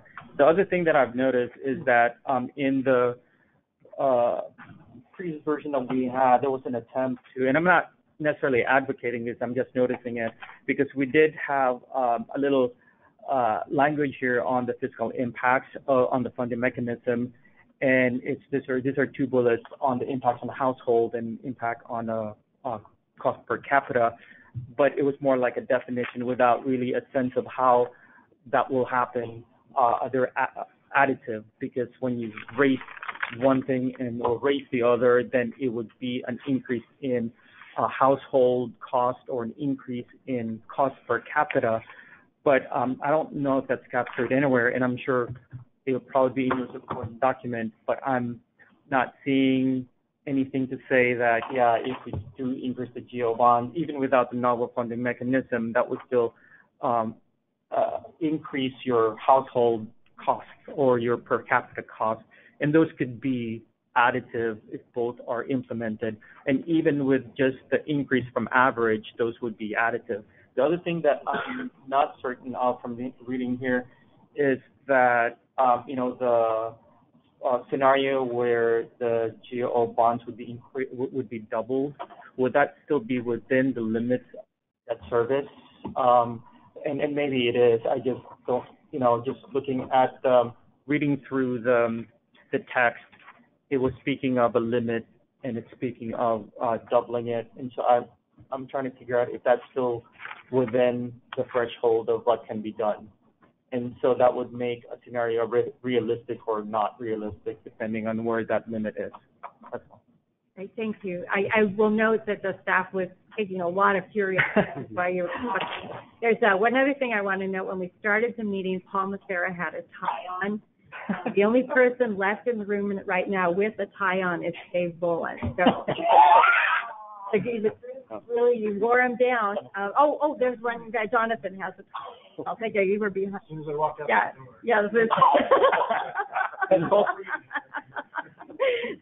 So yeah, we definitely got it. One of the things we talked about was rolling up the sleeves kind of a meeting.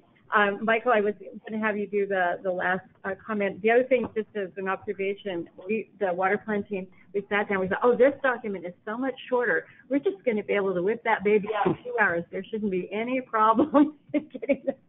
And we were wrong.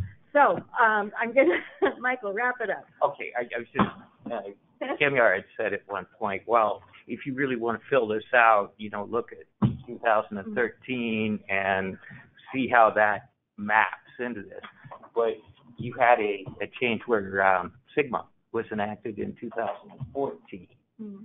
And I think in many ways there's... The Sigma is Sustainable Groundwater Management. Yeah, that essentially... I'm just going to say, let you know, we have people online from Texas, Alabama, and Australia. So that was when I'm saying some of these things, that's why I'm doing that. So California has to, think about changing circumstances as it's planning. That essentially, with climate change, coastal infrastructure economics changed, with, some of these hurricanes. Mm-hmm. And the assumptions are not the same. When you acknowledge climate change and institutional change like groundwater legislation, that there are some discontinuities, and you can't just look at 2013 to fill out some of these tables. So there are phenomenal both institutional and physical changes that have happened and that change these numbers. I so appreciate that comment. Paul, is there anything you want to say as a last word on that? Well, our analytics, which are ever evolving, do account for the changes. The drivers change over time as well, like climate change and our understanding of it. So our tools to update our future scenarios, we're doing our best, and we're coordinating with our other climate activities to make that happen. Great. Thank you, everybody. Thank you for hanging in there. It's only 3 minutes over today, so thanks so much. Have a good rest of your day.